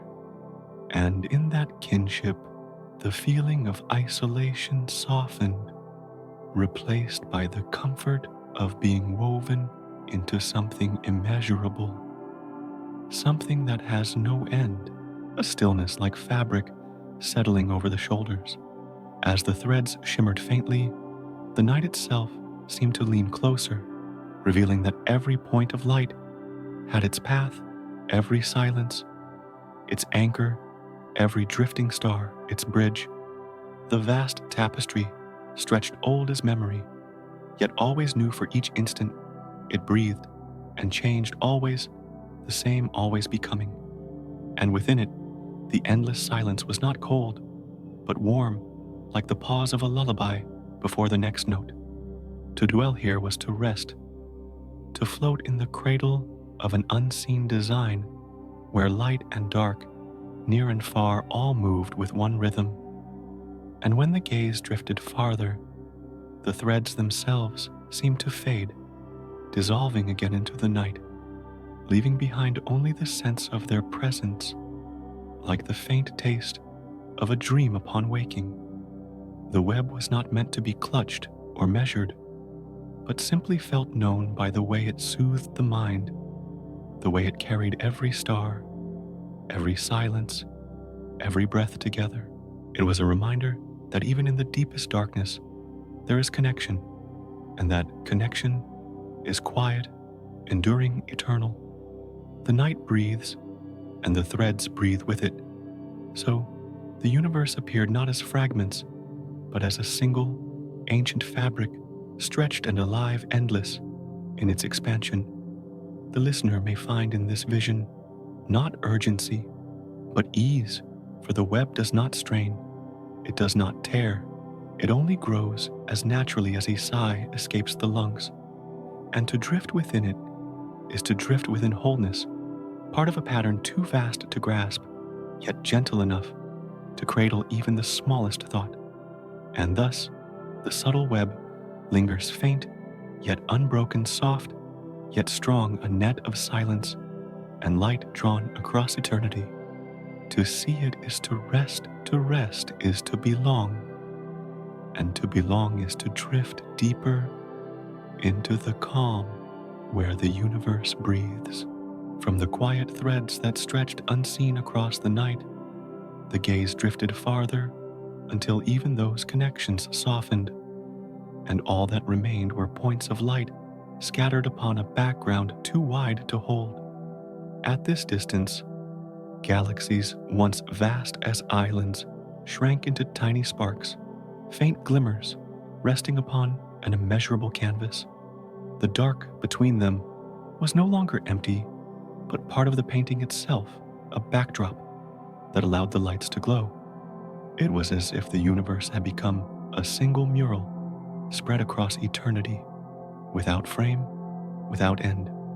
Each point of light rested like a brush stroke, simple and small, yet together forming something greater than the sum of their parts.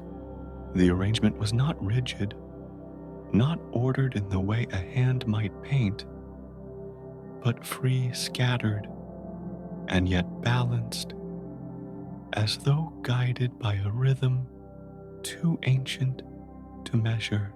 It gave the impression of drifting petals on an endless pond, or grains of sand scattered by the wind across a desert without edges. From far away, the stars were not individual, but collective, composing a vision that shimmered and receded with every breath. A pause as though the night itself inhaled. The tapestry of the universe stretched outward, not contained by space, but woven into it.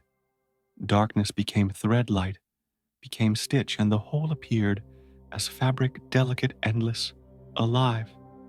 Its weave could not be touched, its edge could not be traced, yet its presence was undeniable, pressing softly against the mind, wrapping thought in the folds of its immensity. Looking upon it was like gazing into a dream that never ended, a vision that invited rest rather than answer. This painting had no beginning, no center, no final line. Wherever the gaze settled, new patterns appeared, shapes formed and dissolved, like clouds drifting across the sky. The stars, though distant, created constellations, not by design, but by perception, as though the human mind could not help but find meaning in the scatter of eternity. And yet beyond these imagined patterns, the tapestry remained what it was, infinite, unbroken, flowing outward in every direction, a breath slow and deep. The endless mural was not silent in spirit, though no sound escaped it. It carried with it a hum, subtle and steady, the quiet resonance of something too large to comprehend. This hum was not to be heard, but to be felt, as though it lived within the chest, aligned with the slow rise and fall of breath. To drift in this vision was to surrender to its rhythm, to let thought dissolve into the soft unity of dark and light. It was a painting without painter, yet with every detail suggesting intention. The faintest star, barely visible, held as much weight in the design as the brightest cluster. Even the shadows, the long stretches of quiet dark, were strokes in the whole necessary to give depth and contrast to the light. Without the night, the tapestry would lose its meaning, for light cannot shine without silence to surround it. And so the void was not absence, but presence, a brushstroke as vital as the stars themselves. Another pause, soft as a lull.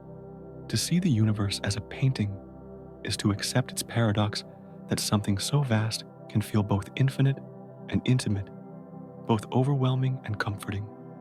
The mind might try to measure, to search for a frame, but the heart feels instead a release, a loosening, as though in the absence of boundaries, there is peace.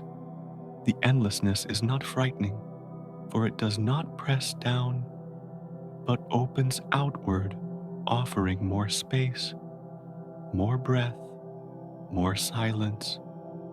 The tapestry shimmered, not with movement, but with the simple truth that light is never still. Each star flickered subtle changes, invisible at first glance, but in the long span of silence, they revealed themselves as part of the eternal rhythm. It was as though the painting itself breathed its strokes, glowing and dimming, like the pulse of a sleeper in timeless rest. To rest with it was to join that rhythm, to let the body and mind fall into harmony with the slow turning of eternity. And when the gaze stretched beyond even this vision, the tapestry itself seemed to dissolve its strokes, too fine to distinguish its weave, too vast to follow. What remained was not detail, but impression, not shape, but feeling the sense of endlessness itself, soft, unbroken, eternal. It was not a painting to be studied, but a lullaby to be felt, a story without words, told by the stars to the night, a stillness like the closing of eyes. And so the universe appeared at its greatest distance as a single image, vast, delicate, without frame, without end. It was a picture that contained all things, every breath, every silence, every flicker of light, woven together by threads unseen. To gaze upon it was to dissolve into it, to become part of its design, a point of light upon the canvas, a note within the song. And in that dissolution, peace arose quiet and deep, as though the soul itself were being wrapped within the folds of the infinite. The night continued, carrying this vision forward, not ending it, but letting it drift into the next silence. For in the universe, no painting is final, no pattern is fixed, only the endless unfolding, soft and eternal like breath itself. From the endless tapestry, where every star rested like a brush stroke upon the dark, a single glow seemed to linger faint and ancient, as though it had wandered longer than memory itself. It was not bright, not sharp, but soft, almost transparent, like the breath of a candle that has nearly gone out. This light did not claim the night, nor pierce the silence, but touched it gently, the way a whisper brushes past the ear and is gone. It felt less like something to see, and more like something to remember, a remnant of a story long finished, yet still echoing faintly in the quiet. The light hovered, as if unsure of its place, trembling upon the edge of the void, neither gone nor fully present. Around it, the dark spread vast and deep, embracing it with patience, as though waiting for the moment it would finally dissolve. Yet in its fragility, the light carried weight, the way a single word can linger long after the voice has fallen silent. It was a relic of distance of time, too wide to measure, and in its presence, the universe seemed to pause, holding still for one more breath, a pause soft as the flicker itself. The last light did not fight the dark, for there was no struggle here, no triumph, no defeat. Instead, it leaned into the silence, allowing itself to thin, to fade, to become part of the breath that surrounded it. In this surrender, there was peace, a quiet, deeper than rest, as though the light had always known this was its path. It shimmered, once, then dimmed, not in loss, but in return, like a note, dissolving back into the music that birthed it. And the night, vast and unbroken, seemed to exhale, folding the glow into its endless embrace. To witness such fading was not sorrow, but calm, for the disappearance of light is not an end, but a transformation. It does not vanish, but spreads, blending into the silence, becoming part of the breath of the universe. One could imagine it drifting into every corner of the night, so thin it could not be seen, yet still present, still woven into the fabric of eternity. In that thought lay comfort, for nothing is ever truly gone, only changed, only softened, until it is indistinguishable from the stillness that holds it. Another breath, steady and slow. The final glow seemed to hum, not with sound, but with memory, carrying within it the trace of countless journeys, countless orbits, countless silences it had passed through. As it dissolved, it left behind not emptiness, but fullness, as though the night had gained something rather than lost. The stars that remained seemed to lean closer, as if honoring the surrender, while the darkness stretched wider, wrapping itself around the absence like a cloak. And in that vastness, the faint light still lingered, not as a point, but as a presence unseen, yet felt. The listener could imagine the light resting upon their breath, sinking into their chest, dissolving with each inhale and exhale. It was not heavy, but feather-like, carrying with it a quiet reminder that all things drift, all things change, and in that change there is no fear, only continuity. To hold the last light within is to feel both small and infinite a vessel for something older than time, yet as fragile as a sigh in the dark, a stillness like night pressing closer to the skin. As the glow thinned further, the universe grew softer, as though lulled into deeper slumber. The tapestry of stars remained, but the focus shifted no longer on what shines, but on the silence that holds it all. The last light had not been swallowed, but had joined the dark, enriching it with its quiet presence. The night now seemed fuller, richer, as though the glow had only completed what was already whole. It was not absence, but return, not loss, but homecoming. The final shimmer melted into shadow, leaving behind only the memory of its touch, delicate and untraceable, and yet its disappearance brought no emptiness, for the universe is never lacking. Every breath of silence carries what has gone before. Every shadow holds the echo of what once glowed. In this way, the night does not forget, but remembers differently, not with brightness, but with depth, not with flame, but with stillness. And so, the last light lingered, not in vision, but in essence, a whisper that could never be erased, a thread woven invisibly into the endless cloth of the cosmos. To dwell in its fading was to drift closer to sleep, closer to the deep rhythm of night, where the boundaries between breath and silence, between presence and absence, dissolve into one, a breath long and fading. The journey of the glow was not unique, but it was enough, for in the universe, every light follows this path, from shining to softening, from presence to memory, from memory to silence. And in each cycle, the night gains not less, but more its fabric, enriched with the whispers of all that has come before. The listener, too, is part of this fabric, their breath another thread, their stillness another shimmer woven into the whole. The night remained vast. The stars continued their quiet dance, but in the fading of the last light, a lesson was felt that to release is not to end, but to join, not to vanish, but to belong.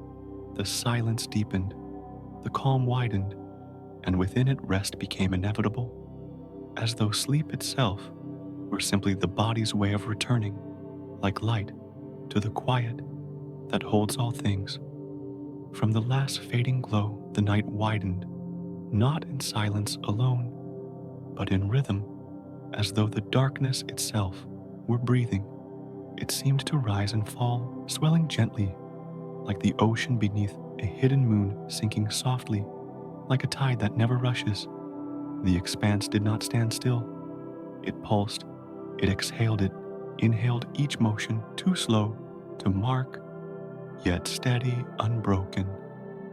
Within that movement, every flicker of starlight, every drifting cloud of shadow found its place folded into the larger breath of the cosmos. The darkness expanded, not in haste, but in patience, like lungs filling with ancient air, stretching wider with each pulse, before loosening again, as though sighing across eternity. And in this slow breathing, there was no violence, no interruption, only the assurance of constancy. To sense it was to realize that all things moved with it, the stars circling in their distant arcs, the galaxies spreading like seeds across an unseen field, even the smallest grains of dust caught in a beam of wandering light. Everything breathed, because the darkness breathed, and nothing was outside of its rhythm. A pause, like the rest between two slow heartbeats. The breath of the night was not shallow, nor deep, but endless, as if it had no beginning and no end. It wrapped every corner of the sky, flowing not around the stars, but through them, so that they shimmered like lanterns swaying upon the current of air. It gathered silence and scattered it again, stretched stillness, and released it without ever breaking its own flow. In that rhythm, the listener could rest, for the body too carried a breath, and to align it with the night was to fall into harmony with the universe itself. It was as if the cosmos were asleep, yet dreaming, and in its dream the breath continued slow and vast. The expansion of darkness was not frightening, for it came with gentleness, as though offering more room, more space for thought to wander and then dissolve. The contraction, the sinking back did not close anything away, but held it closer, cradling the stars, clouds, and dust in a fold that asked nothing and gave everything. Each inhale was release, each exhale was return, and in their alternation, the infinite revealed itself as something tender, almost human in its patience. Another breath, long and unhurried. In this rhythm, even the smallest movement seemed to belong. A drifting particle of light, a faint spark unseen by the eye, was still part of the greater flow, rising when the night rose, falling when the night fell. To feel the breath of darkness was to lose the illusion of separation, to realize that nothing moved apart, nothing was left behind. All was carried within the inhale, all was released within the exhale, and in this balance there was no loneliness, only connection. The darkness was not empty, it was full of its own pulse. It spoke without words, told without sound, shared without demand. Its language was the rise and fall of space itself, the quiet swelling that carried every star upon its tide. The listener could imagine laying upon that breath, as upon a vast bed, soft and endless, letting themselves be lifted and lowered by the rhythm of night. Sleep itself seemed to grow from that movement, as though rest were simply the body remembering what the cosmos has always done, a stillness like the soft hush before sleep deepens. The breath of darkness lingered in every shadow, as if each fold of night carried a sigh from long ago. It moved not only across the great heavens, but within the heart, which slowed its pace to match steadying, loosening, letting go. In that quiet alignment, the listener might feel themselves dissolve into the rhythm, not as an observer, but as part of the breathing fabric. Every inhale welcomed them, every exhale released them until the boundaries between self and universe blurred into one flow. The stars themselves seemed to dim and brighten in time their glimmers, like the rise and fall of a chest at rest. Entire galaxies appeared to expand and contract, though in truth their motion was far slower, yet within the imagination it was enough to believe that everything shared the same breath, and with that belief came ease, for nothing was hurried, nothing was forced, only carried gently upon the rhythm of the dark. Another pause, deep as silence, to breathe with the night was to surrender, not in defeat, but in trust. The breath of darkness did not end, did not falter, and so to join it was to rest in something eternal. It was the lullaby of the cosmos, the hidden rhythm that underlies all motion, all silence, all sleep. To feel it was to float, to drift, without fear, to dissolve into something greater that asked for nothing but rest. And so the darkness breathed fast and unbroken each rise, a gift each fall, a return. The stars lingered upon its surface, like embers on a tide, glowing faintly as they were carried along. The listener too was part of this, their breath another strand woven into the great inhale and exhale of night. And in knowing this, peace settled fully soft, as shadow eternal, as silence. From the breath of darkness, the gaze drifts closer, and within that endless sea, there appears something so small, so light, it seems almost to vanish before being seen. A grain of dust, barely a whisper upon the tide of night, floats without anchor, without destination, yet it endures, held gently by the very vastness that surrounds it. It does not fall, it does not break it, simply drifts, surrendered entirely to the current that carries all things.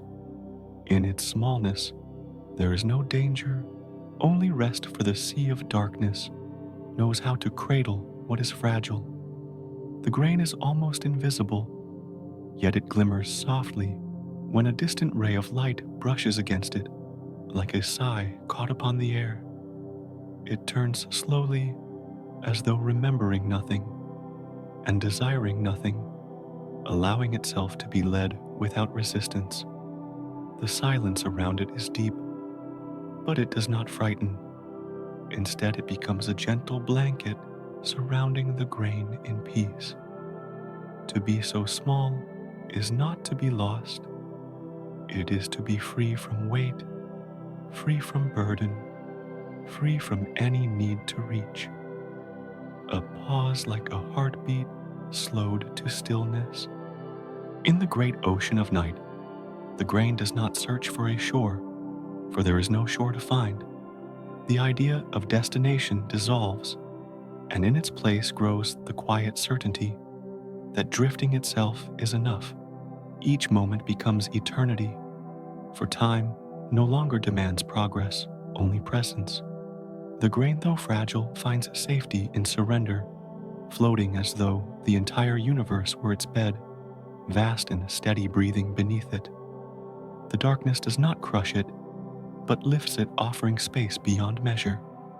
And as it drifts, the grain becomes part of the great pattern, no different in truth from the stars or the galaxies, for all are carried by the same tide. Its smallness is not a weakness, but a reflection of belonging. It is a note in the eternal song, a thread in the woven fabric of night. To see it is to understand that no size, no scale, is outside the embrace of the infinite. Another breath quiet and slow, the grain shines for no one, and yet the universe notices, not with eyes, but with the way it holds, and carries never letting go. The grain does not need to strive to be seen, for in surrender, it already becomes part of something larger, a presence folded into the whole. Its glow is not loud, not sharp, but subtle, like a memory drifting at the edge of sleep, neither fading nor demanding, simply resting in its own truth. The vast sea does not ask the grain to be more nor less. It does not measure it, nor compare it, nor give it weight beyond what it carries. And in that release from measure, the grain discovers a new kind of peace, where to exist at all is already enough.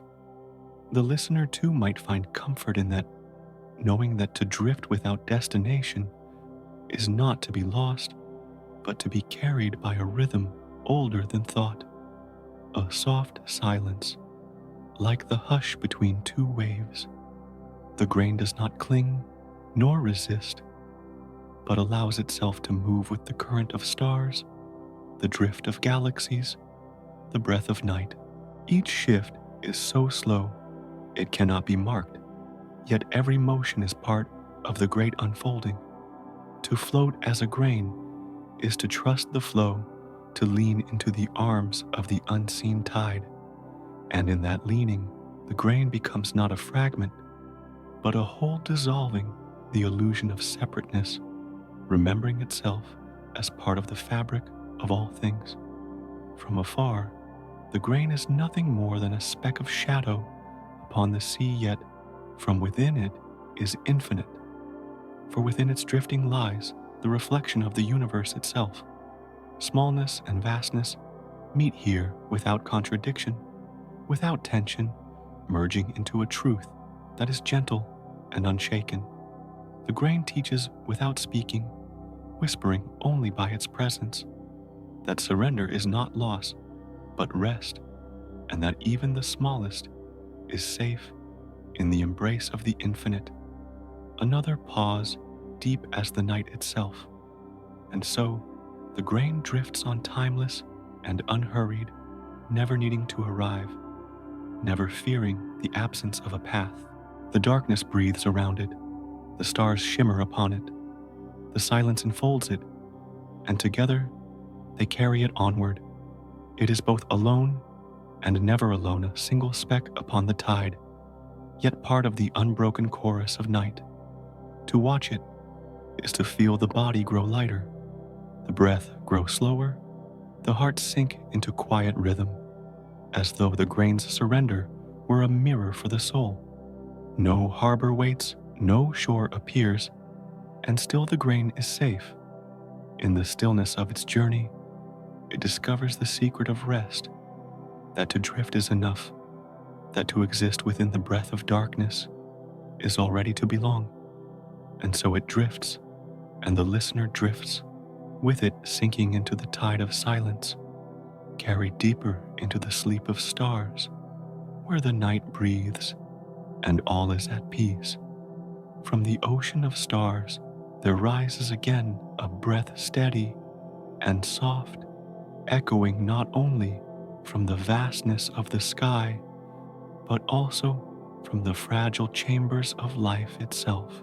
The listener may feel how the two are not apart, how the endless reaches above and the quiet pulse within are of the same rhythm, woven into a single unfolding. Each inhale of the universe finds its mirror in the chest of a creature, resting in the dark, and each exhale flows outward, carrying both the galaxies and the smallest cells in a movement that knows no separation. The stars seem to draw in the night, like lungs filling with calm, then release their glow with patience, as though each shimmer were a sigh that nourishes the whole. The body, too, takes part rising and falling, carrying air in cycles that echo the orbit of worlds. To notice this is not to analyze, but to surrender to the knowing that the small is never alone, that the pulse of existence is one whether measured by a breath, by a season, or by the slow drift of galaxies. The cycle itself is the home, the place where beginning and ending lose their meaning, a pause like the silence after a long exhale. The ocean of stars no longer feels distant, for it is inside the breath, and the breath is inside it.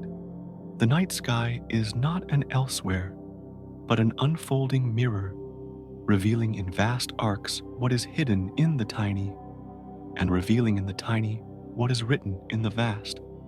The grain of dust drifts, the stars turn, the body breathes, and all of it is a single loop, repeating, yet never the same familiar, yet ever flowing.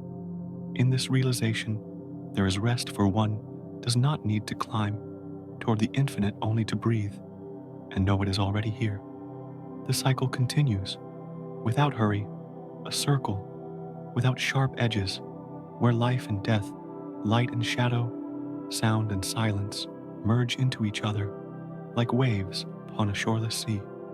The turning does not demand effort, for it carries itself, and those within it need only allow themselves to float, to sway with the motion, to trust the tide that never ceases. Even stillness is part of its rhythm, a resting place where movement gathers its strength in quiet before flowing outward once more. Another breath, drawn deep and let go slowly. The stars whisper of their rising and fading, of their shining and resting, and within their voices, the heart finds its echo. There is no higher and lower, no greater and lesser, only the circle, returning, always returning, always gathering what is scattered and dissolving what is fixed. The galaxies curve and turn, the seasons shift. The body breathes, and all of it is one single song, played over and over in endless variations, a song without beginning, without end. The listener rests within this song as naturally as a leaf rests upon water, carried without effort, safe in the current of time. It is in this turning that peace grows, for nothing is ever lost. What leaves will return, what fades will glow again, what ends will open into a new beginning, not through force, but through the quiet inevitability of the cycle itself. Even in darkness, there is no final absence, only a breath drawn inward, waiting to be released into light. To feel this is to soften, to loosen the grip of fear, to allow the night to hold without resistance. A silence stretches calm and wide. The body, listening, drifts into this rhythm, the chest rising and falling like the tide, the pulse slowing to match the ancient orbit of the stars. Each breath becomes an offering and a receiving, given to the universe and returned from it, a circle within a circle unbroken. The separation between inner and outer dissolves until the one who breathes and the night that breathes are indistinguishable. The listener, the stars, the silence, all are parts of the same cycle, returning always, never apart. From far away, the galaxies look like scattered lights across a dark canvas, but from within, they are threads of the same weaving, each turn drawing them closer into wholeness. The same is true of the self, which feels small and fragile, yet belongs fully to the great circle. There is no need to reach, no need to hold, only to drift, with the turning to allow the breath to be what it is, a link to the endless. In that letting go, the self dissolves into the wider pattern, not lost, but found in the embrace of the cycle. Another pause deep as the night's own breath. And so, from the sea of stars, from the drifting dust, from the ancient silence, the rhythm of life returns, again steady and slow. It is not new, for it has always been, and it is not old, for it never ends. It is the circle in which all is gathered from the vastest arc of galaxies to the softest sigh of a sleeper. To rest in it is to know that nothing is apart, that the universe and the smallest life are one in the same turning, forever and without division. And as the listener breathes in this knowing, the cycle holds them, gently carrying them deeper into rest, where thought loosens and the body sinks and the night itself becomes a cradle. The stars breathe, the chest breathes, the silence breathes, and all of it is one returning, always a circle, without edge, without end. There comes a moment when questions dissolve, when the need to measure or to name falls away, and only the hush of existence remains. The stars no longer press with their brilliance. The galaxies no longer insist on their vastness, and even the breath of space softens until it feels like the slow exhale of a dream. In that hush, there is no boundary, no search for meaning, only the quiet that holds all things gently, as though the universe itself has chosen to rest. The dark stretches around like a cradle, not empty, not cold, but filled with a warmth that has no source except the simple act of being. Shadows deepen, but they are not frightening. They are soft blankets that fold around the light, letting it sink into stillness. The body, listening to this silence, follows without effort, the chest rising and falling more slowly, the thoughts loosening their grip, the edges of wakefulness beginning to blur. And so, the universe closes its eyes, not with finality, but with tenderness, as if to say that nothing more is required. What has spun may rest, what has burned may cool, what has drifted may settle. The stars themselves seem to dim their pulse, not gone, but softened into memory, glowing faintly like embers that no longer need to flare. In their quiet, they give permission for all who look upon them to rest as well, a pause like the moment between breaths. In this sleep, there is no division. The smallest speck and the farthest light are held together in the same embrace, indistinguishable in their stillness.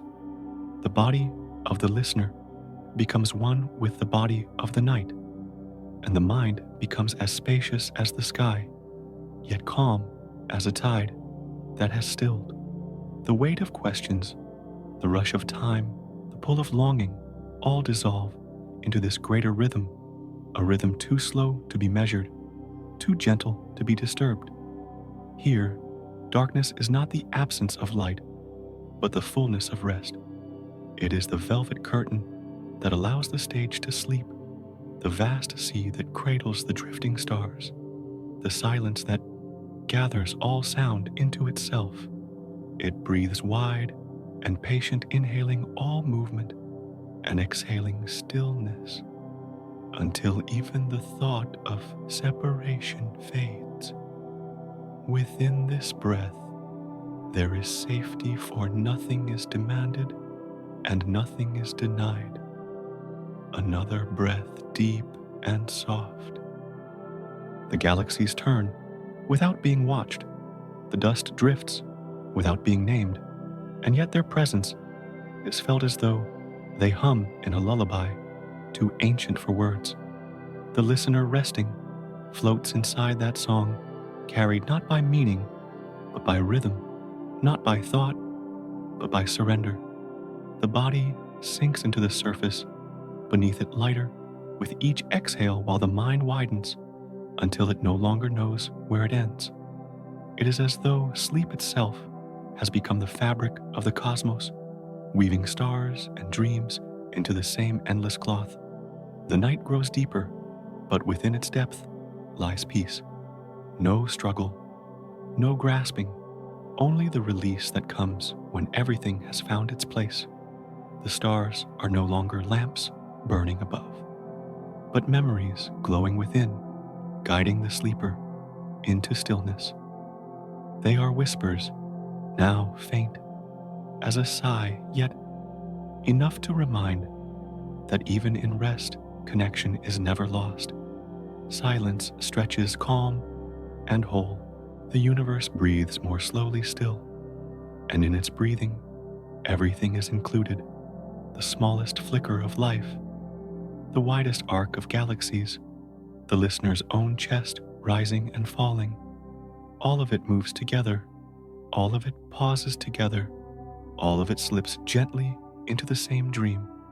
The darkness does not end, for it has no edge, but it holds like water, seamless and tender, carrying every spark and every shadow into its embrace. And in this dream, there is no fear, for what could be lost when even endings are only a softer kind of beginning. The fading of a star is the deepening of the night, and the deepening of the night is the widening of the dream. All flows, all rests, all is folded into the great slumber that never ends and never truly begins. To feel this is to be at peace, to know that the universe does not hurry and does not abandon, but cradles all things equally, whether bright or dim, whether vast or small. A final pause, like the silence before sleep, takes hold. The stars are closing their eyes. The galaxies are curling into themselves. The night has spread its arms wide, and the listener drifts with it, softer and softer, lighter and lighter. Thought loosens into silence. Silence loosens into rest, and rest loosens into dream. It is not a dream of places or times, but of being itself, endless, tender whole. And so, in the quiet of the cosmic breath, in the velvet embrace of the dark, the universe itself sleeps, and in its sleeping, it carries all within it, every spark, every sigh, every life. Nothing is outside. Nothing is alone. There is only the dark, gentle, and infinite rocking all of existence into the same unbroken rest, a sleep without edges, a sleep without end.